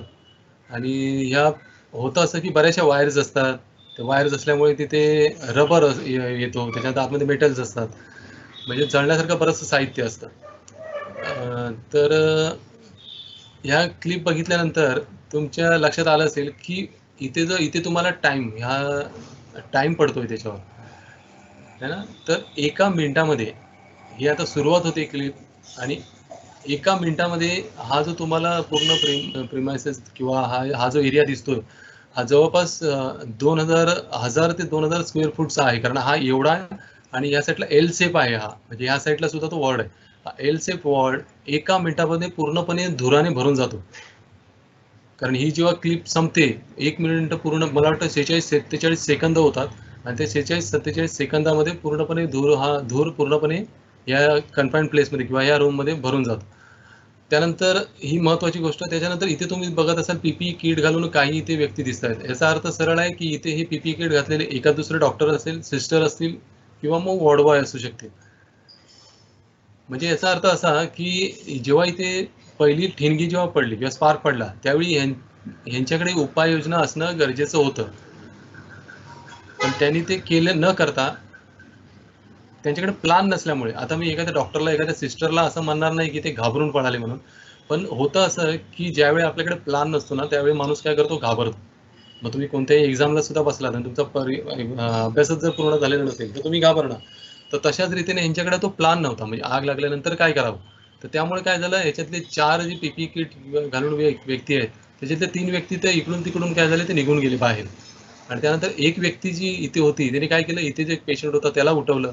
इथे हा एक पेशंट आहे. आता हे बघा तुम्ही, लाईफ सेव्हिंग काही मशीन्स आहेत, तर त्याला ऑक्सिजन थेरपी हे चालू आहे. त्यानंतर हा एक पेशंट आहे, इथे एक चालू आहे. हॉस्पिटलचं मी CCTV फुटेज यासाठी टाकला, कारण बाकीच्या ठिकाणी, म्हणजे तुम्ही जिथे काम करता आहात, तर तिथे इव्हॅक्युएशन करणं फार सोयीस्कर होऊन जातं. कारण सगळे वॉकेबल मनुष्य असतात, म्हणजे ते चालून फिरून असतात. त्यानंतर जिथे आपण राहतो रेसिडेन्शियल बिल्डिंगमध्ये, तिथे सुद्धा जवळपास 99.99, म्हणजे 1% जर का कोण बेडवर पडलेला जर व्यक्ती असेल, तर ती सोडली, तर बाकीचे जे लोक असतात, राहणारी जनता असते, ती सगळी स्वतःहून उठून खाली येणारी असते. फक्त रुग्णालय हा एकच ही ऑक्युपन्सी अशी असते की तिथे फक्त 60 ते 70% लोक अशी असतात की ती स्वतःहून पायी येतात आणि पायी बाहेर जातात. 30% लोक इथे अशी येतात, 30%मधली 15% लोक अशी येतात की त्यांना दुसऱ्याने आणलेलं असतं. ठीक आहे, त्यांना दुसऱ्याने आणलेलं असतं. 15% लोक स्वतःहून येतात.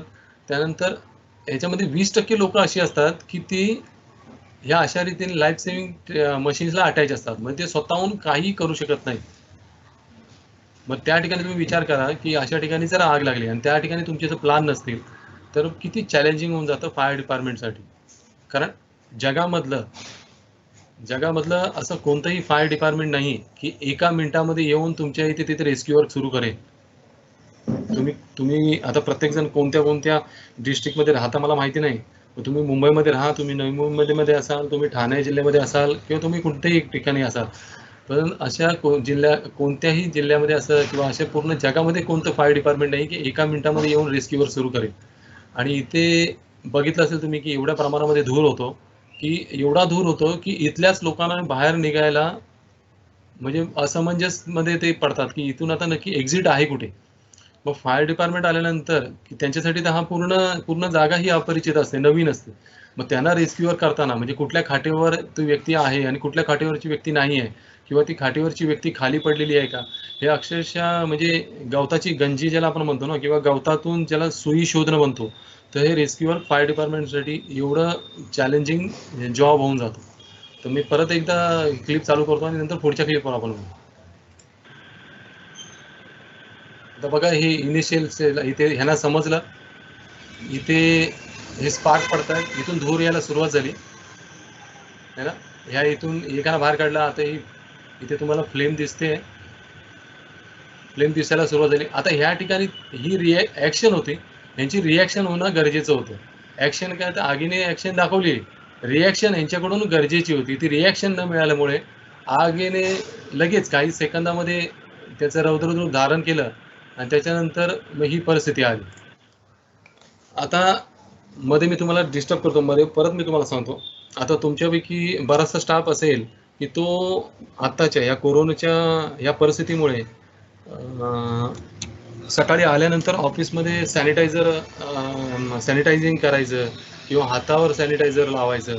त्याच्यानंतर सॅनिटायझर लावल्यानंतर परत, खरं ते चुकीचं आहे सरकारी कार्यालयामध्ये करणं, पण आपण आल्यानंतर देवाचे फोटो लावलेले असतात, तिथे अगरबत्ती लावणं, दिवाबत्ती करणं वगैरे असं आपण काही काही करतो. तर हे थोडंसं धोकादायक होऊन जातं, लक्षात घ्या. जर का तुम्ही तुमच्या कोणतेही टेबल्स जर त्याच्यावर सॅनिटायझर मारताय आणि सॅनिटायझर मारल्यानंतर ते पुसून घेताय आणि ते पुसून घेतल्यानंतर समजा तिथे जर काय कोणतंही फ्लेमेबल मटेरियल जर का तिथे जर त्याचा संपर्क जर तिथे आला, तेवढ्या हीट तयार जर झाली, तर तिथे काही सेकंदामध्ये तुम्हाला ते पूर्ण टेबलावर आग पकडलेली दिसणार.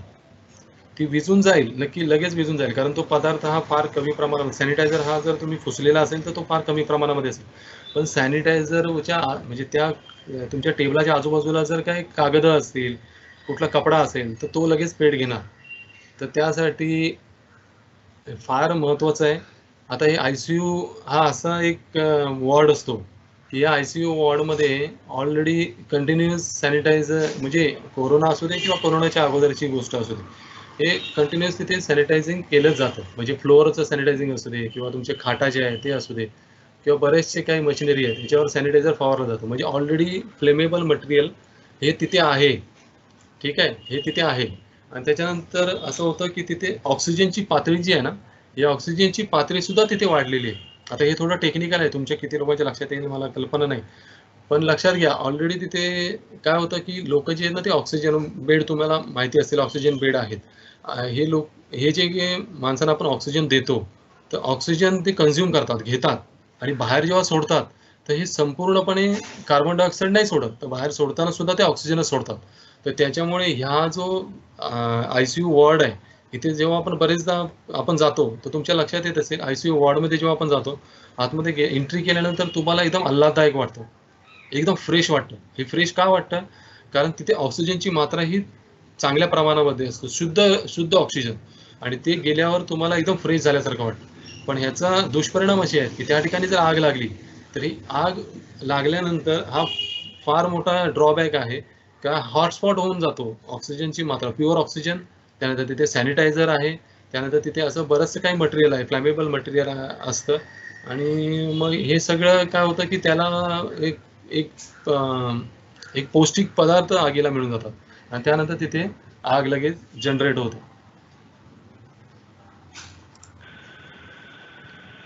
आता बघा, ह्या इथे एक पेशंट आहे, ह्याला अजून काहीच कल्पना नाही या गोष्टीची. हा इथे एक पेशंट आहे, तो स्वतः वॉकेबल नाही आहे, त्याला आता ते घेऊन जातील. ही एक वयस्कर महिला इथून गेली. बघा एवढं आता ह्या पेशंटला कुठेतरी आता समजतंय की काहीतरी होतंय. तो स्वतःहूनच उठला. इथल्या पेशंटला ह्या पेशंटने उठवलं, त्याच्या ऑक्सिजनचा जो का नोज कप आहे तो त्याच्या नाकाला आहे. हा पेशंट आता इथे याच्याजवळ कोणच नाही आहे.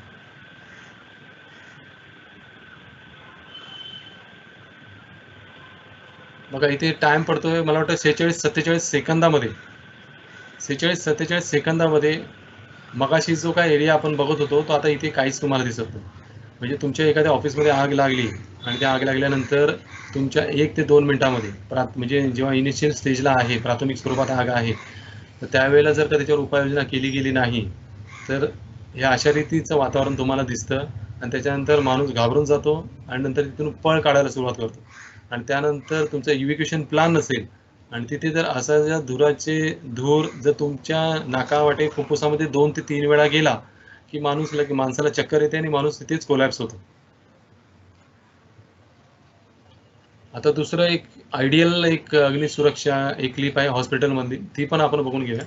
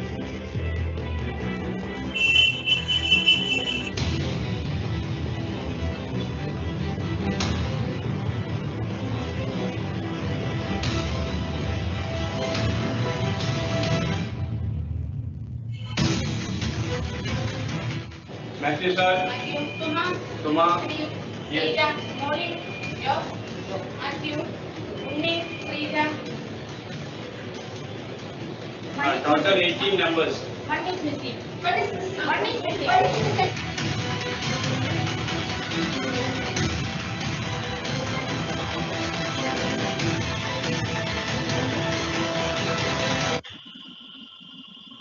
मला वाटतं तुम्हाला सगळ्यांना समजलं असेल नक्की काय करणं गरजेचं आहे. हे तुमच्या जर रुटीनमध्ये असेल या काही गोष्टी तर असं होतं की तुमचे जे चान्सेस आहेत मी सारखं तेच म्हणतो की तुमचे प्लान जर असेल तर तुमचे चान्सेस जे आहेत ते ब्राईट असतात. आता ह्या नंतरच्या क्लिपमध्ये तुम्ही बघितलं की तिथे एका अप्लायन्सेसमधून फक्त त्यांना स्पार्क येताना दिसला, काही फ्लेम येताना दिसली. त्या सिस्टरने लगेच जाऊन एक्सटिंग्विशर घेतला आणि एक्सटिंग्विशर तिथे ऑपरेट केला. आता हेच जो डेमो क्लिप जी होती तर ते डेमो क्लिपचं जे काही काम केलं गेलं तर तेच जर पहिली जी इन्सिडेंट आपण बघितला वडोदरात तर त्या ठिकाणी सुद्धा तिथे असणाऱ्या पीपीई किटमधल्या एखाद्या डॉक्टरने, एखाद्या सिस्टरने किंवा एखाद्या वॉर्ड बॉयने जर का त्या इनिशियल स्टेजलाच जर का तिथून एक्सटिंग्विशर आणला असता आणि तो त्या लाईफ सेव्हिंग किती काय मशीन्स होती त्याच्यावर जर का तो ऑपरेट केला असता तर काय झालं असतं की त्याच्यापासून जो पुढे जे काही दुष्परिणाम होणार आहेत, म्हणजे पहिलं तर धूर आला, धुरानंतर तिथे ती उष्णता वाढली आणि उष्णता वाढल्यानंतर त्या मशीनला पूर्णपणे आगीने घेरलं. तर हे जे नंतरचे दुष्परिणाम आहेत हे 100% झाले नसते. एक्सटिंग्विशर तिथे ऑपरेट केल्यानंतर ते धूर येण्याची प्रक्रिया जी होती तीच ती खंडित झाली असती आणि त्याच्यानंतर त्या स्टाफला काय करणं होतं, तर ती मशीन जी आहे ही ती कनेक्शन त्याचं बाजूला करायचं आणि ती मशीन जी आहे ती बाहेर काढायची त्या वॉर्डपासून आणि त्या ठिकाणी जर गरज असेल तर दुसरी मशीन इन्स्टॉल करायची किंवा आणायची. कारण ते सगळे मूवेबल मशीन्स असतात. म्हणजे एवढं साधं सोपं हा प्लॅन असतो किंवा तुम्हाला अप्लाय करण्यासारखं असतं. पण त्या ठिकाणी काय होतं, तुमचा प्लॅनच नसतो आणि त्यामुळे माणूस घाबरतो. आणि जी गोष्ट मी काल जसं म्हटलं होतं की अर्धा ग्लासमध्ये पाणी ओतून जी शक्य होणारी जी घटना आहे ती योग्य वेळेला अर्धा ग्लास पाणी न ओतल्यामुळे मग शेवटी फायर डिपार्टमेंटला आणून मग 10 ते 20 टँकर तिथे ओतावे लागतात आणि ते ओतणं काही अशक्य आहे असं नाही. पण महत्त्वाची गोष्ट म्हणजे वित्तहानी आणि सर्वात नुकसानदायक ती म्हणजे जीवितहानी. तर ही वाचवणं ही फर्स्ट रिस्पॉन्डर म्हणून प्रत्येक व्यक्तीची, भारतीय नागरिकाची जबाबदारी आहे. आता होतं काय, एक एक करत आपण बघूया. आपत्कालीन नियोजनामधील उणिवा म्हणजे नक्की उणिवा काय काय आहेत. आता अधिकारी कर्मचारी यांना आग प्रतिबंधक कायदा 2006 व भारतीय इमारत संहिता 2005-2016 याबाबत माहितीच नसणे. आता ही माहिती कशी असेल, कारण ही माहिती होण्यासाठी तुम्हाला म्हणजे अशी कोणत्या तरी तज्ज्ञ व्यक्तींकडून पहिली ती माहिती घेणं गरजेचं आहे. मग ती माहिती घेताना तुम्हाला तसे ट्रेनिंग सेशन अरेंज करणं गरजेचं आहे आणि ते ट्रेनिंग सेशन अरेंज केल्यानंतर की ट्रेनिंग सेशन झाल्यानंतर ते तुम्हाला त्याच्यातून पुढे जाणं फार गरजेचं आहे. जसे आपण एखाद्या ड्रायव्हिंग शिकतो, तर ड्रायव्हिंग शिकताना तुम्हाला तो ड्रायव्हिंग स्कूलमधला व्यक्ती जो आहे ना, हा फक्त अर्धा तासच ड्रायव्हिंग शिकवतो. पण त्याची कुतूहलता तुमच्यामध्ये राहते की आपल्याला आता कधी गाडी मिळणार आणि आपण आता कधी चालवणार. तर ह्या कुतूहलतेमुळे तुम्ही ड्रायव्हर होता. त्या ड्रायव्हिंग स्कूलमुळे होत नाही. ड्रायव्हिंग स्कूल हे फक्त इग्निशियन आहे. म्हणजे ते तुम्हाला फक्त स्पार्क देतो आणि स्पार्कची आग कशी लावायची म्हणजे ते तुम्हाला ड्रायव्हिंग स्कूलने शिकवलेलं शिक्षण हे प्रशिक्षणामध्ये उतरवून स्वतः कसं स्किल ड्रायव्हर व्हायचं हे तुम्ही स्वतः घडवता. तर तशाच रीतीने अधिकारी किंवा कर्मचारी असतील किंवा तिथे राहणारा जो स्टाफ असेल त्यांना ह्या गोष्टी माहिती असणं गरजेचं आहे की तुम्ही ज्या इमारतीमध्ये राहता तर तुम्हाला कोणते कोणते अधिकार दिलेले आहेत. हे भारतीय इमारत संहिता आहे. नंतर दुसरी गोष्ट आहे, आपत्कालीन परिस्थितीत करावयाच्या कारवाईचे प्रशिक्षणच नसणे. परत परत तोच विषय येतोय की आपत्कालीन परिस्थितीत काय तुम्ही करणार आहात, प्रत्येक व्यक्ती काय करणार आहे, काय कर्तव्य जबाबदारी आहे याचं प्रशिक्षण नसतं. नंतर काम करत असलेल्या ठिकाणी असणाऱ्या संभाव्य धोक्यांची माहितीच नसते. म्हणजे हे असं होतं की मी जिथे राहतोय किंवा मी जिथे काम करतोय तर त्या ठिकाणी तुम्हाला काय बाबा धोके आहेत, काय असू शकतात धोके, याच्याबद्दल काही कल्पनाच नसते. आता तुम्ही राहत आहात, प्रत्येकजण आपापल्या घरामध्ये राहतो. काही उंच इमारतीमध्ये राहत असतील, काही बैठ्या चाळीमध्ये राहत असतील. तुम्ही जिथे राहत असाल तर त्या ठिकाणी आपल्या घरामध्ये आता थोडेसे ह्या पॉईंटबद्दल मी बोलतो की तुम्हाला काय काय धोके माहिती आहेत. आता तुम्हाला कोणते कोणते धोके माहिती असतील तर तुम्ही एका दुसरा सांगाल. तो म्हणजे LPG सिलेंडर आपल्या घरामध्ये असतो, तो एक धोका आहे. तर ह्याच्याबरोबरच बरेचसे काही धोके असतात. ते म्हणजे आपल्या घरामध्ये LPG सिलेंडर एक, दुसरं म्हणजे आता आपण AC लावतो, ऑफिसमध्ये असतात आपल्या. तर ते ACचं मेंटेनन्स जर व्यवस्थित झाला नाही तर AC मधून धूर यायला सुरुवात होते आणि नंतर ACच्या चेंबरमधून तुम्हाला फ्लेम येताना दिसते. जसं आता कोविडच्या सिच्युएशनमध्ये तुम्ही बघितलं असेल की ACच्या डकमध्ये आग लागली आणि त्यानंतर बरेचसे पेशंट त्या धुरामुळे गेले. त्यानंतर आग लागली आणि आगीमध्ये जवळपास 12 ते 15 पेशंट त्या दगावले. तर त्याच्यामुळे हा एक दुसरा AC हा दुसरा धोका आहे. आणि तिसरा धोका जो आहे तो आपला फ्रीज जो आहे, या फ्रीजमध्ये असणारा कॉम्प्रेसर, हा कॉम्प्रेसर सुद्धा बॉम्बची भूमिका या अशा वेळेला पार पाडतो. त्याच्यामुळे आपल्या घरामध्ये काय धोके आहेत हे आपल्याला नक्की माहिती असणं गरजेचं आहे. त्यानंतर आपत्कालीन परिस्थितीत वापरण्यात येणाऱ्या साधनांची देखरेख न ठेवणे. आता आपत्कालीन परिस्थितीत तुम्ही काय काय वापरणार, तर एक्सटिंग्विशर आहे किंवा बाकीची यंत्रणा मी तुम्हाला सांगितली. तर हे स्प्रिंकलर आहे, तुम्ही अटॅच तर केले, पण त्या स्प्रिंकलरच्या ब्लबवर समजा धूळ बसलेली असेल तर धूळ बसली तर काय होणार की जी बाहेर जी हीट आहे ही हीट त्या ब्लबपर्यंत लागणार नाही आणि जर ती ब्लबला हीट लागली नाही तो ब्लब जो आहे फुटणार नाही. आणि जर ब्लब फुटला नाही तर काय होणार, ती आग जी आहे ती वाढत जाईल. म्हणजे ह्याला म्हटलं जातं मेंटेनन्स, देखरेख. तुमचे एक्सटिंग्विशर जे आहेत हे तुम्ही आणून लावल्यानंतर त्याची एक्सपायरी डेट कधी होते, ती एक्सपायरी डेट झाल्यानंतर ते परत रिफिल करून घेणं गरजेचं आहे. याला म्हटलं जातं देखरेख. त्याची देखरेख न ठेवणे. आणि सर्वात शेवटी हे फार महत्त्वाचं की कामाच्या ठिकाणी किंवा मी जिथे राहतो आहे तिथे कोणतीच आपत्ती घडणार नाही किंवा मला काही फरकच पडणार नाही या मानसिकतेमध्ये राहणे. आता ही मानसिकता आहे, आपण टिपिकल इंडियन आहोत, तर त्यामुळे ही मानसिकता आहे ह्याचं प्रमाणही फार जास्त आहे की मी जिथे आहे तिथे काहीच घडणार नाही कारण मी म्हणजे मीच आहे. तर अशा प्रकारची एक भावना असते. तर ही एक भावना प्रत्येकाने मनामधून काढणं गरजेचं आहे.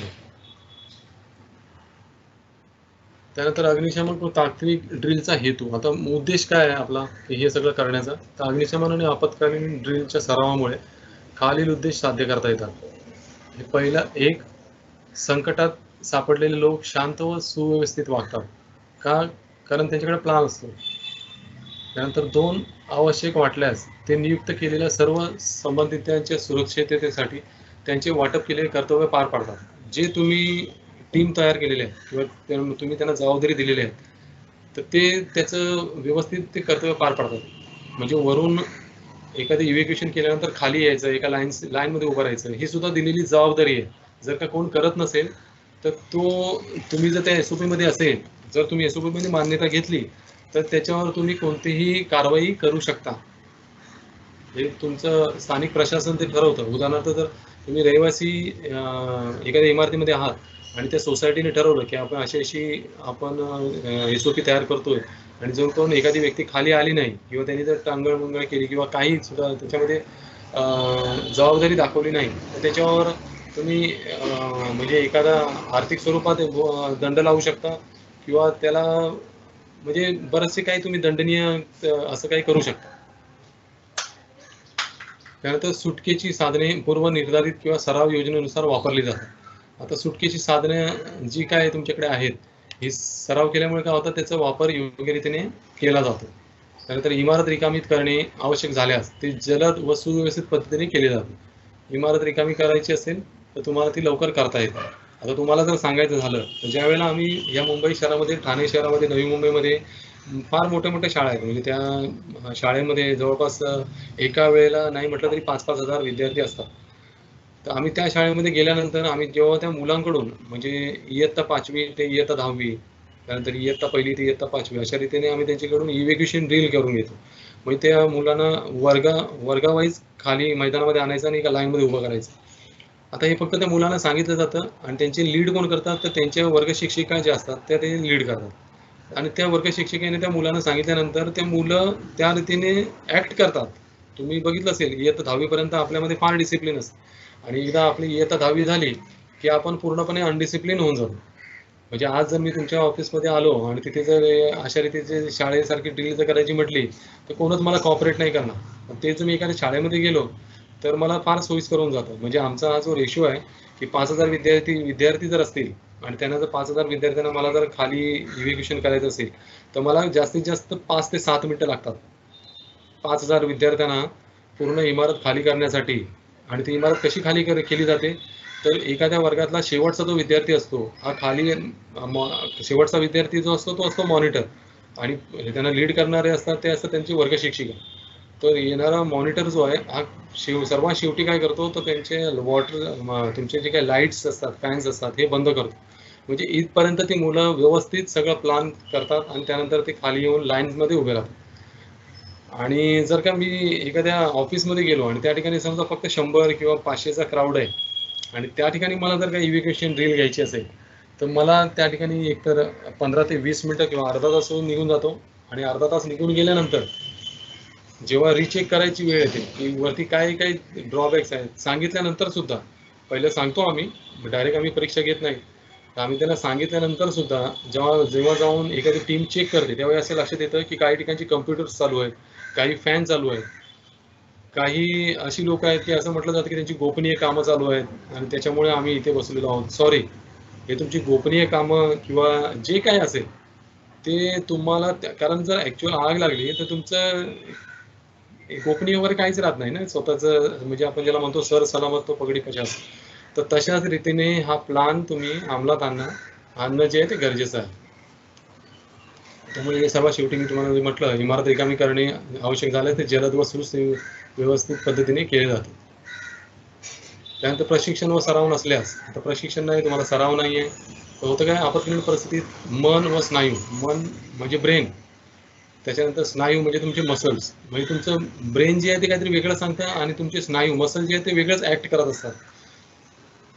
याच्यामध्ये काय होतं, समन्वयच राहत नाही, ज्ञानाचा अभाव, त्यामुळे आपत्कालीन परिस्थितीत अधिक लोकांचे व मालमत्तेचे नुकसान होते, दहशत निर्माण होते व चेंगराचेंगरीमुळे स्टॅम्पेड होतं, जीवितहानी होते व रुग्णालय व्यवस्थापनावर दीर्घकालीन परिणाम होतात.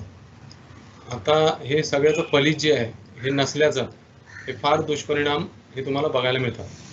आता हे करत असताना अग्निसुरक्षा योजनेची तयारी, preparation for fire safety plan. आता हे प्लॅन तयार करण्यासाठी तुम्हाला काही गाईडलाईन्स दिले आहेत. या national building code of India 2005 यामध्ये ड्युटी इनकॉर्पोरेट केलेली आहे. द फॉलोइंग इम्पॉर्टंट कंपोनंट्स, म्हणजे ह्याच्या एखाद्या उंच इमारतीमध्ये हे काही अधिकारी किंवा ह्या जबाबदाऱ्या एखाद्या नॉमिनेट करून देणं गरजेचं आहे. मग ते पहिली जबाबदारी कोणावर येईल, तर अग्निसुरक्षा संचालक. आता हे फायर डिपार्टमेंटसाठी नाही आहे, तुम्ही ज्या ठिकाणी राहता, तुम्ही ज्या ठिकाणी काम करत आहात उंच इमारतीमध्ये, तर त्या ठिकाणी अशा रीतीने डेसिग्नेट करून देणं, त्याला नॉमिनेट करून देणं गरजेचं आहे. एक अग्निसुरक्षा संचालक असेल, अग्निसुरक्षा उपसंचालक असेल, त्यानंतर फायर वॉर्डन्स असतील, डेप्युटी फायर वॉर्डन्स असतील, हे फ्लोअर वाईज असतील, म्हणजे प्रत्येक फ्लोअरवर हे फायर वॉर्डन्स असतील, ज्यांना अग्निशमन उपकरणं वापरण्याचा, त्यानंतर होजरील वापरण्याचा, त्यानंतर त्याचा फायर होज म्हणजे किबी किंवा पाईप वापरण्याचा पूर्ण त्यांना अभ्यास असेल, त्यांचे प्रशिक्षण झालेले असेल. बाकी एक्सटिंग्विशर वगैरे तर तुमचा पूर्ण स्टाफ जो आहे, या पूर्ण स्टाफनं तो ऑपरेट करता येणं गरजेचं आहे. पण आग जर मोठ्या प्रमाणात लागली तर त्यांना काही लोकांना वेगळं अपॉइंट करून देणं गरजेचं आहे. त्यानंतर इमारत निकासी प्रवेश म्हणजे इव्हॅक्युएशन करणारा एखादा सुपरवायझर असणं गरजेचं आहे. त्यानंतर फायर पार्टी, आता एक फायर पार्टी फ्लोअर वाईज असणं गरजेचं आहे, म्हणजे 4 लोक तुम्ही डेसिग्नेट करून ठेवणं गरजेचं आहे की आगल्यानंतर ही फायर पार्टी आहे ती आग विझवेल. पण एक्सटिंग्विशर ऑपरेट करणं हे सर्व कर्मचाऱ्यांची किंवा पूर्ण जर तुम्ही रहिवासी असाल एखाद्या इमारतीमध्ये, तर तुमच्या लहान मुलांपासून एखाद्या वयस्कर व्यक्तीपर्यंत सगळ्यांना फायर एक्सटिंग्विशर ऑपरेट करता येणं गरजेचं आहे. त्यानंतर फायर कमांड स्टेशन, हे फायर कमांड स्टेशन एका ठिकाणी ते करणं गरजेचं आहे. आणि त्यानंतर चिन्हे, सायन्स, ही सायन्स याच्यासाठी की तुम्ही बघितलं असेल काही काही ठिकाणी व्यक्ती काय करतात की हातामध्ये सायन्स बोर्ड घेतात. म्हणजे तुम्ही एअरपोर्टला गेला आणि एअरपोर्टला गेल्यानंतर कोणीतरी व्हिजिटर असतो आणि तो त्याला आणण्यासाठी म्हणजे त्या ठिकाणी आणण्यासाठी गेलेला असतो, तर त्याची ओळख कशी होणार, तर तो स्वतःचा बॅनर घेऊन उभा राहतो, एअरपोर्टच्या मेन गेटच्या इथे बॅनर घेऊन उभा राहतो. तर अशी सुद्धा व्यवस्था असावी की जेणेकरून खाली आलेल्या लोकांसाठी काय तुम्ही त्यांच्यासाठी काय निर्देश आहेत, असे सायन्स जे आहेत हे मॅन्युअली बनवलेले सुद्धा असावेत की ते त्यावेळेला शो करून तुम्हाला बरंचसं काही कामं करून घेता येऊ शकतात. त्यानंतर सूचना आणि प्रशिक्षण. आता होतं असं की तुम्ही सिक्युरिटी डिपार्टमेंटमध्ये आहात, तुमची रोटेशन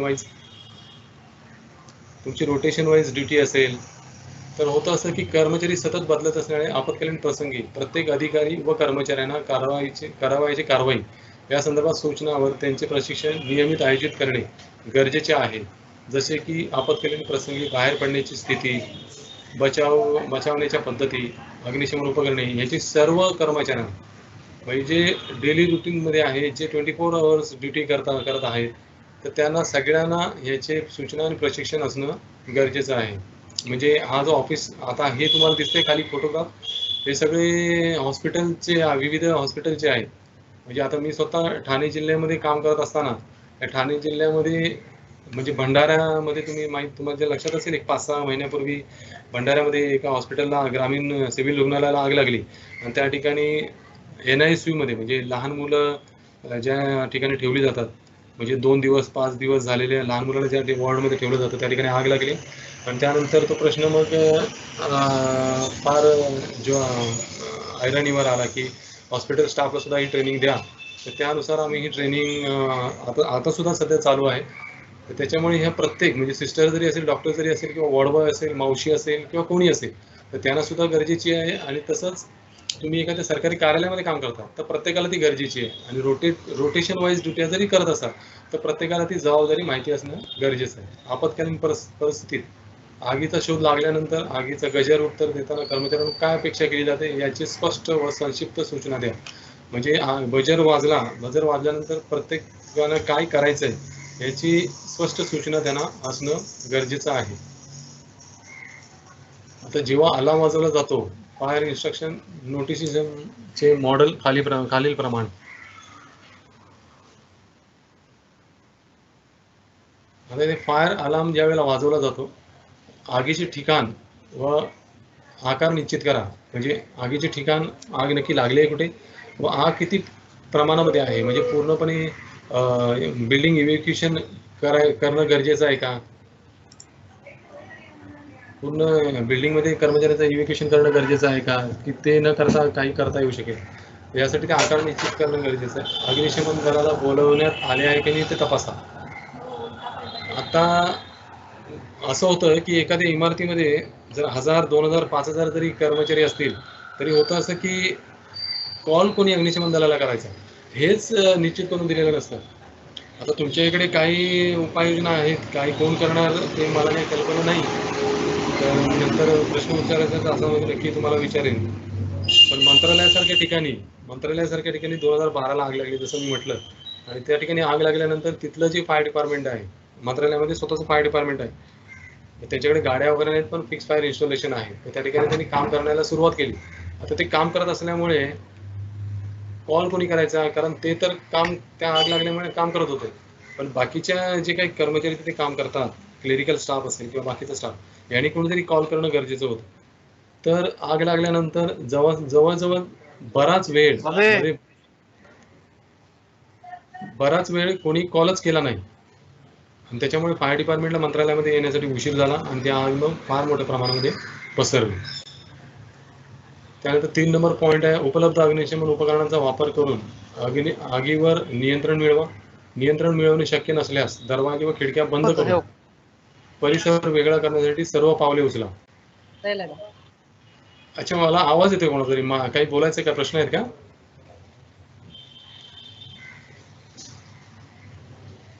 कोणाचे प्रश्न असतील तर विचारा. मग मला आवाज आला थोडा. का आपण चालू ठेवायचा?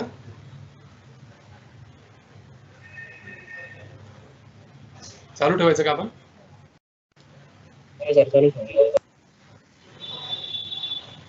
अच्छा, चालू ठेवूया ना. थोडस मला थोडं कन्फर्मेशन द्या, कारण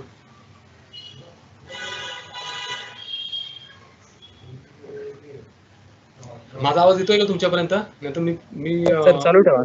अच्छा, 3 नंबर पॉईंट असा आहे की उपलब्ध अग्निशमन उपकरणाचा वापर करा आणि जर का तुम्हाला ते शक्य नसेल तर खिडक्या बंद करून परिसर वेगळा करण्याचा तुम्ही मार्ग अवलंबा.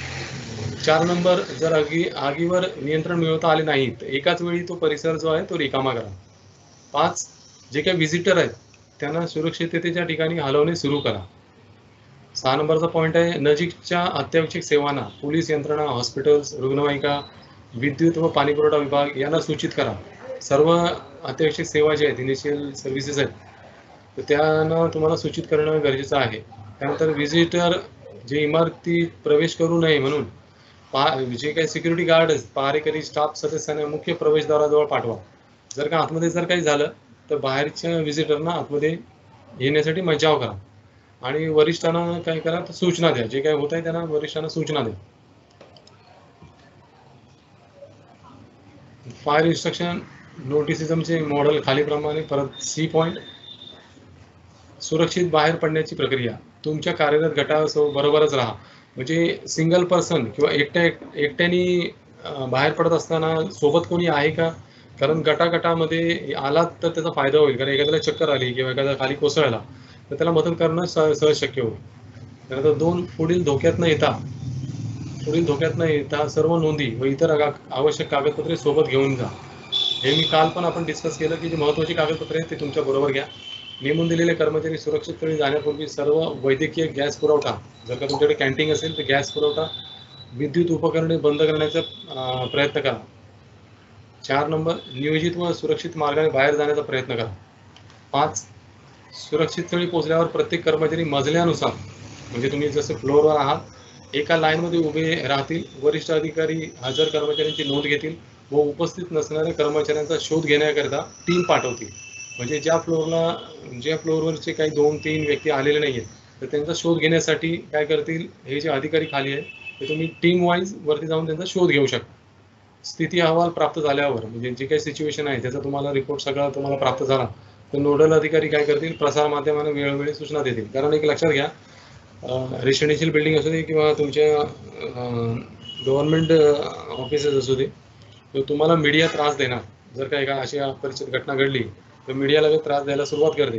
तर त्यासाठी त्यांना आतमध्ये एंट्री न देता तुमचा असा कधी कोणीतरी अधिकारी असावा की त्यांच्या इमारतीच्या खालीच त्यांना त्याचं इन्फॉर्मेशन त्यांना देता यावं.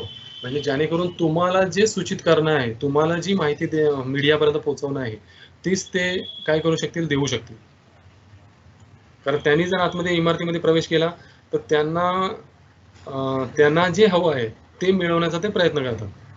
तर त्यासाठी तुम्हाला जे सांगणं गरजेचं आहे तर ते तुम्ही त्यांना इमारतीच्या खालीच उभं राहून त्यांना ती माहिती जी आहे ते प्रोव्हाइड करा. द्या.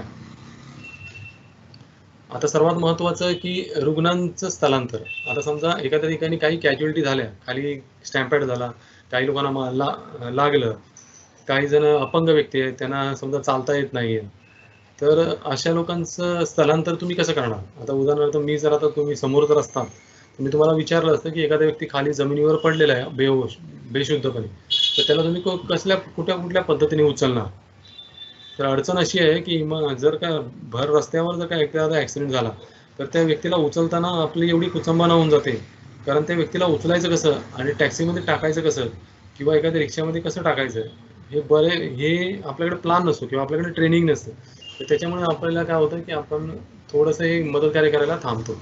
तर ह्या बऱ्याचशा काही मेथड्स आहेत रुग्णालयाचे स्थलांतर. इथे 2 आणि 3 हाताची लिफ्ट म्हणजे बैठक, त्यानंतर फायरमनची उचल, त्यानंतर मानवी क्रॅच म्हणजे मानवी कुबडी, ब्लँकेटची उचल, व्हीलचेअर, मागे पुढे उचल पद्धत आणि स्ट्रेचरद्वारे. आता इथे तुम्हाला दिसत असेल, हे तुम्हाला दिसत आहे, त्याला म्हटलं जातं पिक बॅग म्हणजे मानवी उचल. म्हणजे असं जसं आपण लहानपणी बघा लहान मुलं खेळत होतो तर तशाच रीतीने तुम्हाला. आणि हे फोटो सगळे युनिव्हर्सल आहेत, बाहेरच्या देशांचे आहेत. म्हणजे आपल्याही देशामध्ये फायर सर्व्हिस असेल किंवा सर्वसामान्य नागरिकांना प्रशिक्षण देताना अशाच या मेथडचा वापर केला जातो. आणि हे फोटो जे ते युनिव्हर्सल आहेत, बाहेरचे आहेत. तर हे तुम्हाला दिसतंय पाठीवर घेणे. ह्यानंतर इथं तुम्हाला दिसतंय मानवी क्रॅच म्हणजे जशी मानवी कुबडी असते, आपण क्रॅच जसं वापरतो तर तशा रीतीने याच्या जर पायाला मार लागलेले असेल तर त्याला घ्यायचं आहे आणि चालवत घेऊन जायचं आहे. हे जे आहे ह्याला म्हटलं जातं फायरमनची उचल किंवा फायरमन लिफ्ट. ठीक आहे, फायरमन ह्याला म्हटलं जातं फायरमन लिफ्ट. आता मी हे जे तुम्हाला सांगतोय हे तुम्ही थोडंसं लक्ष ठेवा. त्यानंतर हे आहे, ह्याला म्हटलं जातं 2 हाताची बैठक. ठीक आहे, बघा खुर्चीमध्ये जसा माणूस बसतो तशा रीतीने त्याला उचलायचं. हे जी उचल आहे ह्याला म्हटलं जातं मागे पुढे उचल पद्धत. हे जे इथे लिहिलेलं आहे मागे पुढे उचल पद्धत, ही मागे पुढे उचल पद्धत इथे तुम्हाला दिसते. मला वाटतं प्रत्येकाला हे लक्षात आलं असेल. कारण सेशनच्या शेवटी मी तुम्हाला विचारणार आहे, जो मला उत्तर देईल त्याचं नाव मला गरजेचं आहे. अग्निशमन व आपत्कालीन ड्रिल प्लॅन्सचे मूल्यांकन म्हणजे हे जेव्हा आपण हे जेव्हा करतो तर त्यावेळी अग्निसुरक्षा शिक्षण व रुग्णालयातील कर्मचाऱ्यांकडून निर्वासित प्रक्रियेचा सराव रुग्णालयात आग आणि आपत्कालीन परिस्थितीमधील यश सुनिश्चित करते. म्हणजे जर का तुमच्याकडे हे सगळे प्लान असतील, म्हणजे एखाद्या ठिकाणी इव्हॅक्युएशन कसं करायचं, तिथली आग कशी विझवायची, त्यानंतर लोकांना बाहेर कसं काढायचं, हे जर प्लॅन तुमच्याकडे असतील तर तुमचं जे मूल्यांकन आहे, जे तुमचं मूल्यांकन होणार आहे हे नक्कीच 10 पैकी 9 गुण किंवा 8 गुण अशा प्रकारचे गुण मिळतील. पण जर का तुमच्याकडे काहीच नसेल तर 10 पैकी म्हणजे एकही गुण तुम्हाला देताना प्रशासनाला विचार करावा लागेल की यांच्याकडे काहीच नाहीये. आता आपण काय करूया, पुढचं एक ही क्लिप बघूया कशा रीतीने करायचं आहे ते.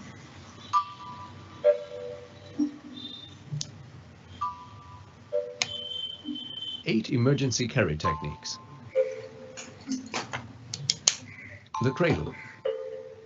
The cradle carry is used when a victim has little or no arm strength. It's performed by placing one arm under the victim's legs and the other around their back.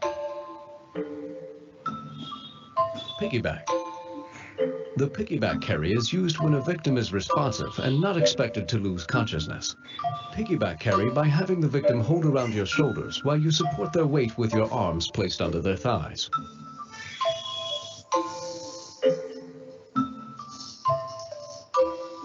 Fireman carry. To fireman carry, lift the victim so that their torso is supported by your shoulders. Hold the victim by grabbing onto their thigh with one hand and their arm with the other. Pack strap carry. The pack strap carry is used when the victim is unconscious and cannot be safely dragged. Balance the weight of the victim on your hips and support them with your legs. Human crutch. Use the human crutch when the victim can walk with assistance. Help the victim stay balanced. Try to minimize the amount of weight that must go on an injured leg. Double human crutch. Use the double human crutch when you have a helper and the victim can walk with assistance. Help the victim stay balanced. Try to minimize the amount of weight that must go on an injured leg. Two-handed seat. Use the two-handed seat when you have a helper and the victim is conscious and can cooperate. While facing each other, you and your helper should grasp one another's wrists with the hands that will be in front. Your other arm should grasp your helper's shoulders and their arm should grasp yours, forming a hammock-like seat for the injured person. Two-person front back. Use the two-person front back carry when space does not permit the two-handed seat or the victim must be carried downstairs. Communicate with your helper when lifting the victim and lift at the same time.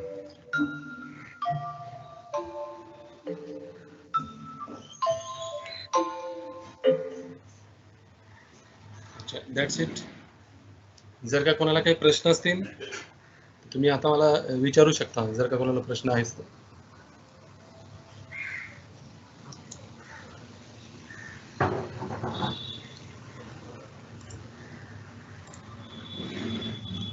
काही कोणाला प्रश्न आहेत का?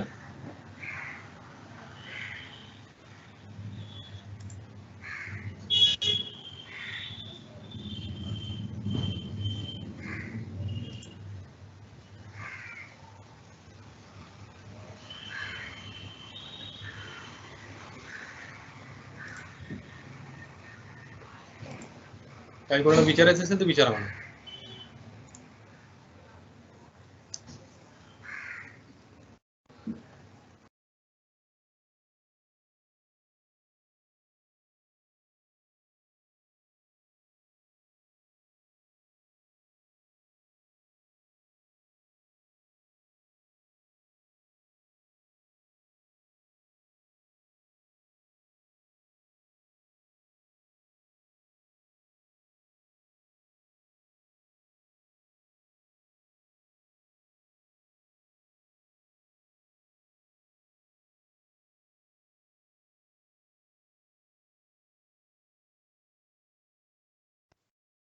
Hello.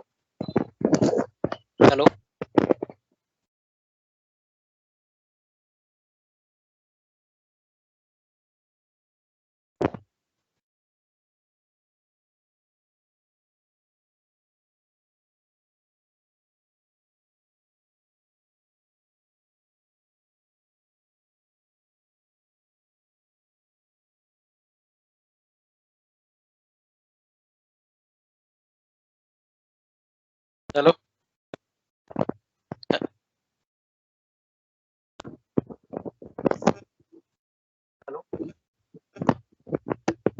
Hello. Hello, काही प्रश्न असेल तर विचारा. हा लाड सर. हा बोला ना. रेसिडेन्शियल इमारतींचं फायर ऑडिट करणं गरजेचं आहे का? हो नक्कीच. ऑडिट ही काय प्रक्रिया आहे की म्हणजे या भारतीय इमारत संहितेनुसार बिल्डर काय करतो की म्हणजे समजा आता 2020 आहे, हा आता 21 आहे, तर 2021 साली समजा एखाद्या बिल्डरने ऑक्युपन्सी सर्टिफिकेट मिळवलं. त्या ऑक्युपन्सी सर्टिफिकेटमध्ये त्याला ते दाखवावं लागतं गव्हर्नमेंटला. की मी बाबा 15 मीटरपेक्षा जास्त उंच इमारत बांधलेली आहे आणि त्याच्यामध्ये मी ॲज पर नॉर्म्स सगळे फायर फायटिंग इन्स्टॉल केलेले आहे.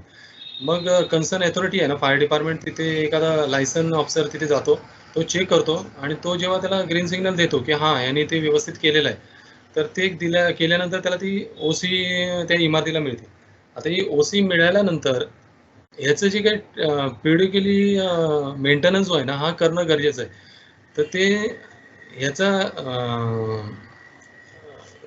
तुमचं ऑडिट करताना काय होतं, ऑडिट करताना हे सगळं चेक केलं जातं. उदाहरणार्थ आपण स्ट्रक्चरल ऑडिट करतो. म्हणजे एखादी इमारत बांधल्यानंतर 5 वर्ष, 10 वर्ष जे काय आहे, म्हणजे ते रहिवाशांवर आहे किती वर्षांनी करावी. पण ते ऑडिट केल्यामुळे काय होतं, की आपली ही इमारत अजून सक्षम आहे का, की त्याच्यासाठी याचं प्लास्टर काढणं गरजेचं आहे, नवीन प्लास्टर चढवणं गरजेचं आहे किंवा काय त्याच्यामध्ये बदल करणं गरजेचं आहे, हे ऑडिटमुळे समजतं. तर तशाच रीतीने हे फायर ऑडिट जे आहे, हे फायर ऑडिट काय करतं, की ते दाखवतं की तुमचा पंप आहे, हा पंप जेव्हा तुमची 2021ला ऑक्युपन्सी सर्टिफिकेट जेव्हा तुम्हाला मिळालं, तर त्यावेळेला तो पंप 5 बार 6 बारचं प्रेशर फेकत होता. पण आता कालांतराने हे 5 वर्ष झालेली आहेत किंवा म्हणजे जे काही त्या टिपिकल पिरियड नंतर आता तुमचा फायर पंप ते तेवढं फेकत नाही, तर त्याचा मेंटेनन्स म्हणा किंवा त्याच्यामध्ये काही बदल गरजेचे आहेत. तर अशा रीतीने तुम्ही जोपर्यंत ऑडिट नाही करणार तोपर्यंत तो तुमच्या लक्षात नाही येणार. आणि ते ऑडिट करणं फार गरजेचं आहे. आणि ऑडिटसाठी काही हे महाराष्ट्र फायर सर्व्हिस असं जनरल फायर ऑडिट करणारे तसे बरेचसे आहेत. पण फायर ऑडिट हे म्हणजे ऑथराइज पर्सनकडून करून घेणं गरजेचं आहे. आणि अशा अधिकाऱ्यांची तुम्हाला महाराष्ट्र फायर सर्व्हिस म्हणून एक तुम्ही महाराष्ट्र फायर गुगलवर तर महाराष्ट्र फायर सर्व्हिस जर केलं, तर त्याच्यावर तुम्हाला लायसन अधिकाऱ्यांची लिस्ट जी आहे ती तुम्हाला मिळून जाईल. तुम्ही ज्या विभागामध्ये राहता, तुम्ही ज्या जिल्ह्यामध्ये राहता, तर तिथल्या अधिकाऱ्याचं तुम्हाला डिटेल मिळून जाईल. त्याला मेल करून किंवा पत्रव्यवहार करून किंवा व्यक्तिशः भेटून तुम्ही ते करून घेऊ शकता. Thank you sir. हा, हॅलो, हा बोला. नमस्कार सर. हा बोला. एखाद्या ठिकाणी आणि तिथं धूर वगैरे भरपूर झाला आणि तिथं एखादी व्यक्ती बेशुद्ध पडली, तर त्याच्यावर फर्स्ट एड कशा प्रकारे करायचं? अच्छा, चांगला प्रश्न आहे. पण हा प्रश्न आहे ना, हा आपल्या पुढच्या लेक्चरच्या संदर्भात आहे. तर त्याच्यामुळे मी आता उत्तर आता तुम्हाला नाही देत है ना. मग पुढचं लेक्चर फार म्हणजे इंटरेस्टिंग सब्जेक्ट आहे, disaster first aid during disaster. त्यावेळी ते उत्तर तुम्हाला मिळून जाईल. पण हे कुतूहल जे होतं ते फार छान होतं. अजून कोणाला काही विचारायचं असेल तर नक्की विचारा.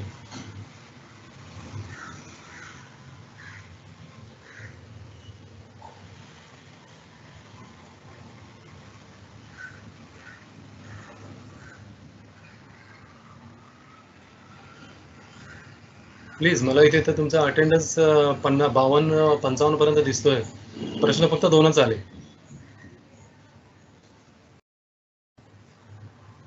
म्हणजे प्रत्येकाच्या मनामध्ये जरी सरासरी आपण एक प्रश्न आपण धरू, तरी ते 20-50 ते एक प्रश्न येणं गरजेचं होतं. पण प्रश्न 2 आले. काही तुमच्या मनामध्ये काही प्रश्न असतील?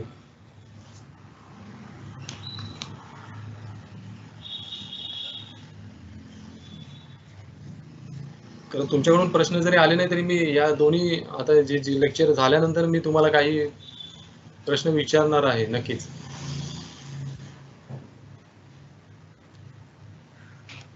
Excuse me sir. हा बोला ना. हा बोला. सर, जर एखाद्या कार्यालयात जर फायर सिस्टीम म्हणजे फायर एक्सटिंग्विशर किंवा फायर अलार्म ओके हे जर इन्स्टॉल केले नसतील, राईट, तर हु इज रिस्पॉन्सिबल फॉर दॅट? म्हणजे कोण याला जबाबदार? बघा, मगाशी मी एका ह्याच्यामध्ये मी स्लाइड मध्ये होतं माझ्या की ह्याच्यासाठी सर्वस्वपणे ती इमारत व्यवस्थापन म्हणजे प्रशासन, ओके, प्रशासन जबाबदार आहे. हे मगाच्या एका स्लाइड मध्ये मी पॉइंट तो टाकला होता सर्वात शेवटी. याच्यासाठी कर्मचारी जबाबदारी नाहीत. Okay, thank you. हा सुद्धा चांगला प्रश्न होता. अजून काय कोणाला काय दुसरा प्रश्न काय विचारायचा? मला विचारायचं आहे. उमेश जाधव बोलतोय मी. हा बोला मग. आता आपल्या जे बिल्डिंग्स आहेत पर्टिक्युलरली माझ्या डिपार्टमेंटला लेक्चर देत आहे म्हणून विचारतोय. हा माझ्या डिपार्टमेंटच्या बिल्डिंग आहेत अगदी पाचगावच्या झाल्या तरी जवळजवळ 60 वर्षापूर्वीच्या आहेत. हा आणि बँड्राची पण आहे ती ऑलमोस्ट 40 वर्षापूर्वीची आहे. अच्छा अच्छा. तर त्यावेळेस तुमचे जे फॉर्म याचे फायरचे नॉर्म्स आहेत हा ते ओव्हर गेलेत. हा त्यामुळे ह्या फायरच्या नॉर्म्सच्या बदलल्यानंतर आता पुढे एखादी बिल्डिंग 50 वर्षापूर्वी उभी राहिली, 40 वर्षापूर्वी उभी राहिली, बरोबर. आज त्याच्यामध्ये आपल्याला जर काही फायरच्या दृष्टीने करायचं असेल हा तर त्याच्यासाठी फायर डिपार्टमेंट काय हे करू शकतं, मदत काय करू शकते? कारण बऱ्याचदा फायरच्या बाबतीत बऱ्याचदा असे हे येतात की तिकडे तुम्ही वेगळं फायरसाठी धावण्यासाठी वेगळा जिना करा, ते रेफ्युज एरिया करा. ह्या जुन्या इमारतीमध्ये ह्या गोष्टी करणं शक्यच नाही.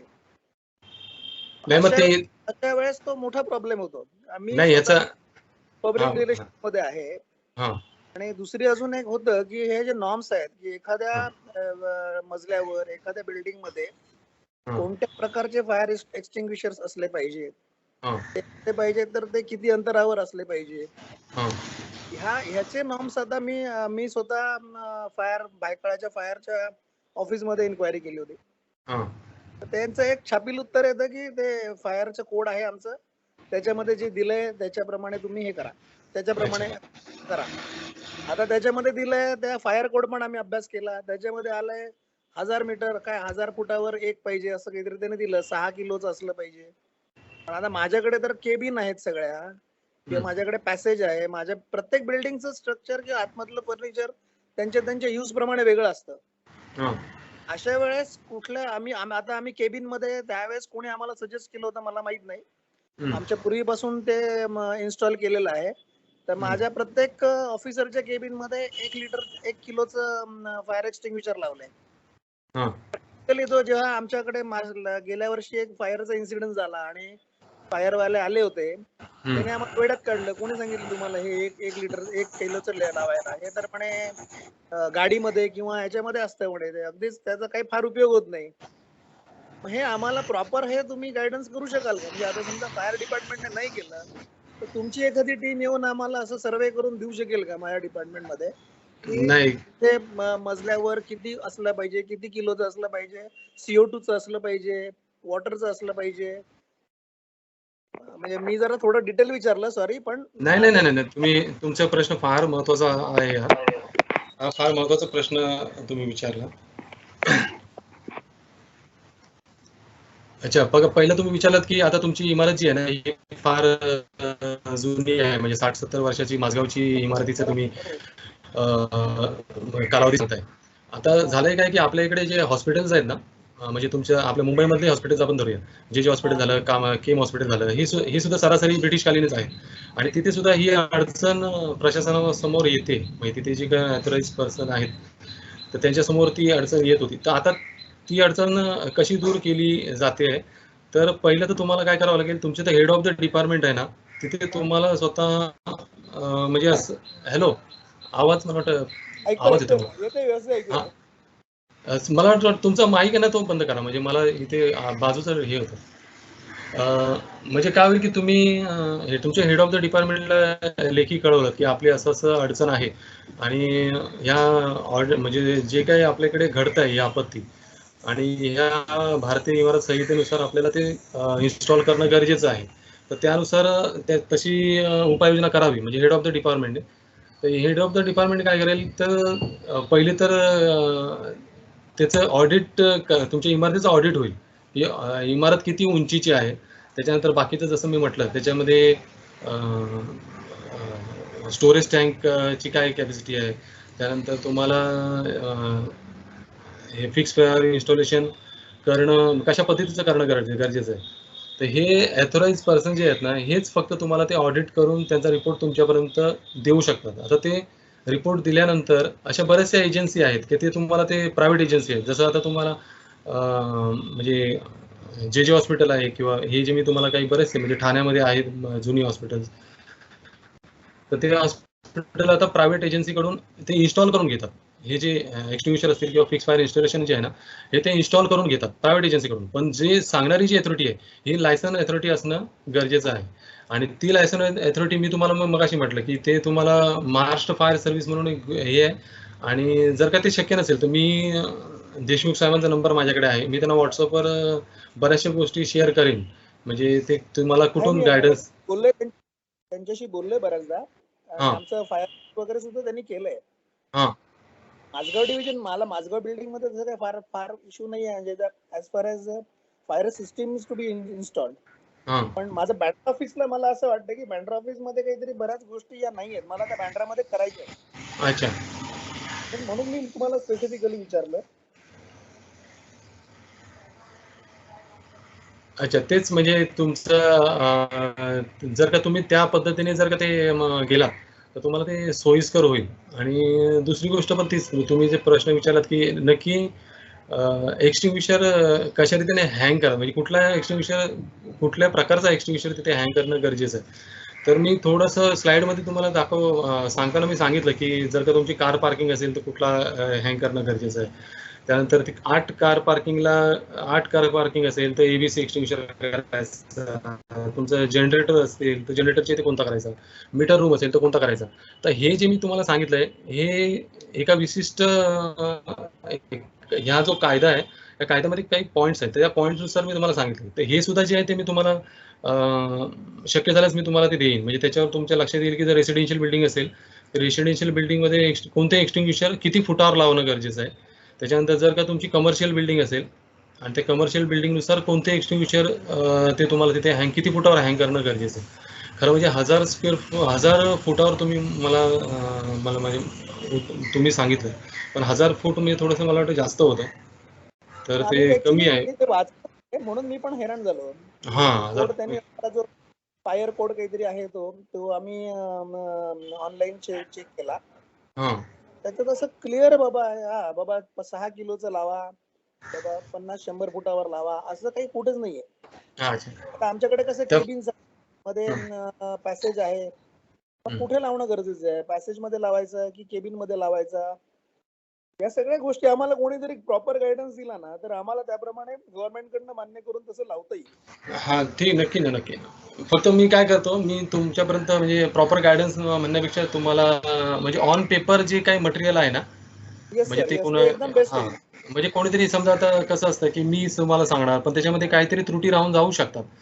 तर त्यामुळे कधी कोणताही तुम्हाला काही करायचं असेल तर ते ऑन पेपर जे काय आहे, म्हणजे जे एक्सटिंग्विशर अग्निशमन उपकरणांची संहिता आहे, तर त्याचा सुद्धा कोड आहे. तर त्या कोडमध्ये बरंचसं काही म्हटलंय. तर तो कोड त्याची PDF आहे, तर ती मी तुम्हाला देशमुख साहेबांना नाही तर कसं शक्य होईल तसं मी ते प्रयत्न करेन. चालेल सर. आणि मला काय अडचण आली तर मी तुम्हाला पर्सनली कॉन्टॅक्ट करेन. नक्की. थँक्यू. अजून काही कोणाला प्रश्न असेल तर. हा फार छान प्रश्न विचारला सरांनी, उन्मेष.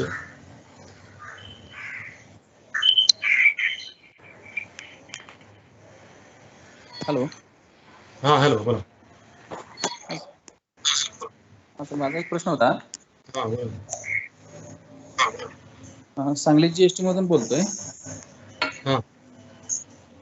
आपली फायर बॉटल, आपली जी सिलेंडर असतात. आपण कुठे बोलतो, मला आवाज कट झाला. सांगली का? Sangli GST office Sangli. अच्छा, ओके, ठीक आहे. हा, आपल्याकडे जे एक्सटिंग्विशर जे फायर बॉटल आहेत, त्याची एक्सपायरी डेट वगैरे काय असते का, किंवा काय असेल तर कशी ओळखायची आपण? आता तुमच्याकडे आहे का जवळ एखादा? हो, आहे की जवळ. हा, मग त्याच्यावर त्यांनी इंडिकेट केलेलं असेल बघा एक्सपायरी डेट. जर का केलेली आहे, जर त्यांनी ऑथोराइज असेल तर जो प्रोव्हायडर जो आहे ना, हा जर ऑथोराइज असेल एक्सटिंग्विशर साठी तर तो एक्सपायरी डेट करतो. प्रत्येक एक्सटिंग्विशरची म्हणजे टिपिकल 1-2 वर्षाची त्याची डेडलाईन असते, एक्सपायरी डेट असते, ती त्याला इंडिकेट करावी लागते. म्हणजे ज्या दिवशी रिफिल केली जाते, म्हणजे आजच्या डेटला, आजची तारीख आहे 27/7, तर आजच्या डेटला 2 वर्षांनी तो रिफिल करावा लागतो. अशा नाही, रिफिलचा नाही सांगत मी. मग तेच सांगतो मी, तेच म्हणालो की एक्सपायरी डेट जी आहे ना, एक्सपायरी डेट ही 2 वर्षाची. असं म्हणजे आज जर रिफिल केलेला असेल, 27/7 ला रिफिल केलेला असेल ना, तर तो 2 वर्षांनी एक्सपायर होतो. सिलेंडरची लाईफ. अच्छा, सिलेंडरची लाईफ म्हणता. Yes sir. हा, ते सिलेंडरची लाईफ ते तुम्हाला म्हणजे ते हायड्रोलिक प्रेशर वगैरे करून ती तुम्ही जेव्हा रिफिलिंगला देता ना, रिफिलिंगला ज्यावेळेला देता आपल्याला ओळखता येते का काय अशी त्याची ओळख आहे का असं मला म्हणायचं. ते तुमची सिलेंडरची लाईफ जी आहे, ही सिलेंडरची लाईफ तुम्हाला लक्षात येणार जेव्हा आपण रिफिलिंगला देता. तर त्याचा संपर्क तुटला का? ऐकताय का तुम्ही? हॅलो. अच्छा, ते जे आहे ना, म्हणजे त्या सिलेंडरची लाईफ, हा सुद्धा प्रश्न फार चांगला होता.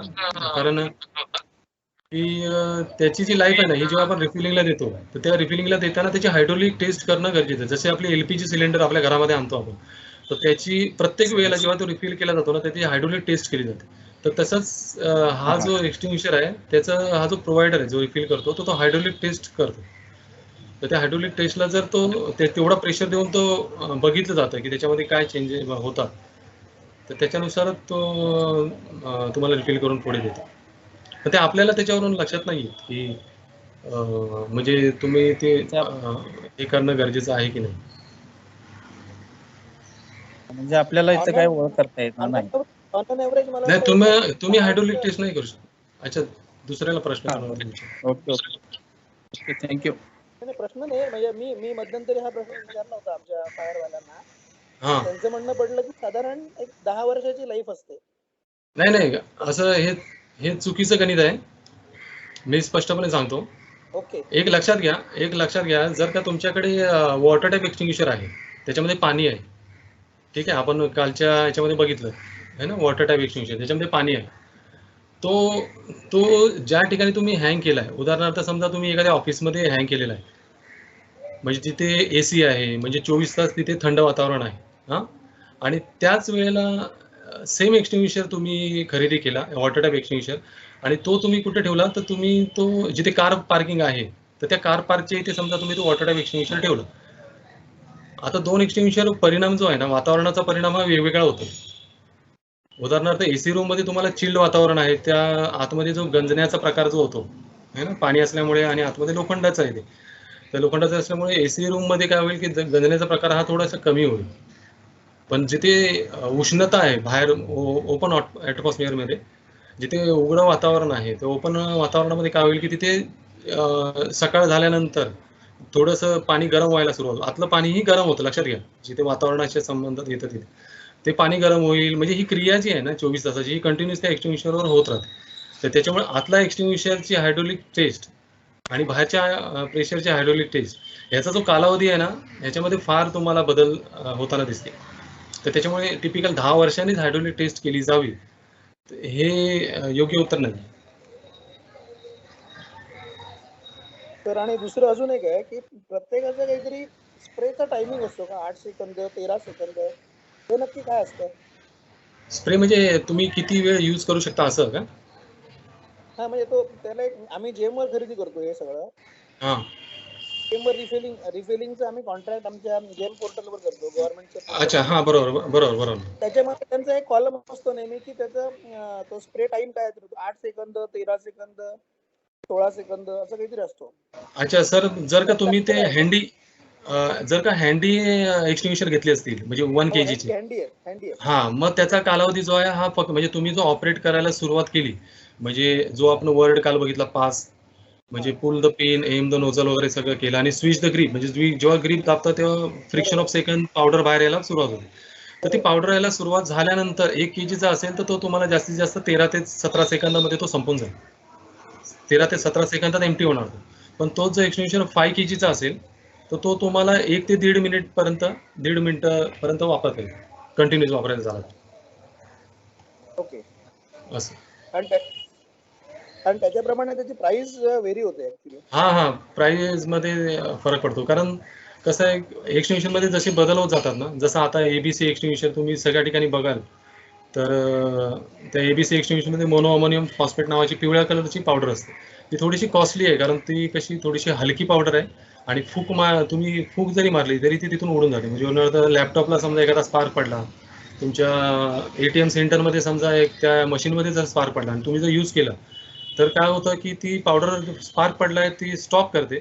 त्याच्यानंतर ती मशीन जेव्हा तुम्ही एखाद्या टेक्निशियनला दाखवता तर तो टेक्निशियन काय करतो ती म्हणजे युजेबल करू करतो. पण दुसरं जर एक्सटिंग्विशर तुम्ही वॉटर टाईप एक्सटिंग्विशर यूज केला तर आग तर विझेल, पण ते तुमची मशीन जी आहे ना लॅपटॉप असेल किंवा तर ती थोडंसं नंतर युजेबल नाही राहणार. तर त्यामुळे काय होतं की जी पावडर तुम्ही ज्या प्रकारचं एक्सटिंग्विशर तुम्ही यूज करताय तर त्याच्यानुसार त्याची कॉस्ट कमी जास्त प्रमाणामध्ये होते. आणि हे एवढेच एक्सटिंग्विशर नाही आहेत, अजून बरेचसे 4-5 प्रकारचे वेगवेगळ्या प्रकारचे एक्सटिंग्विशर. मग त्याची कॉस्ट आहे ती त्या प्रकारे वाढत जाते. म्हणजे उदाहरणार्थ तुम्ही जर आज बघितलं रिलायन्स हे जे काही कम्युनिकेशन आहे म्हणजे आपण जिओ आहे किंवा एअरटेल आहे तर यांचे जिथे मेन हब जिथे आहे जिथून ते चालतं तर तिथे काही एक्सटिंग्विशर हँग केलेले असतात. तर त्याची कॉस्ट ही फार प्रमाणामध्ये असते. त्याचे व्हेरिएशन येतं त्याच्यामध्ये प्राइसमध्ये. हा अजून काही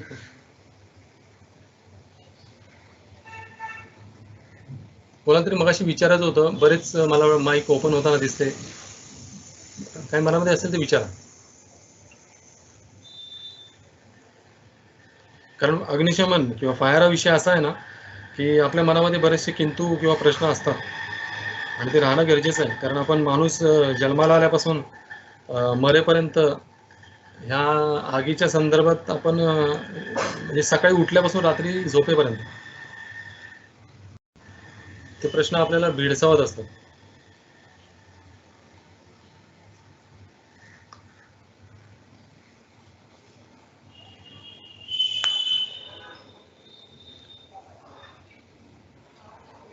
मला वाटतं कोणाचे काही प्रश्न नाहीत का? मग आपण एक ब्रेक घेतला असता 5 मिनिटं. चालेल सर. देशमुख साहेब आपल्याला काय विचारायचं सगळ्यांच्या वतीने तरी? नाही सर. चालेल. आपण एक काम करूया 5 मिनिटाचा ब्रेक घेऊया आणि 5 मिनिटानंतर परत आपण जॉईन. ओके.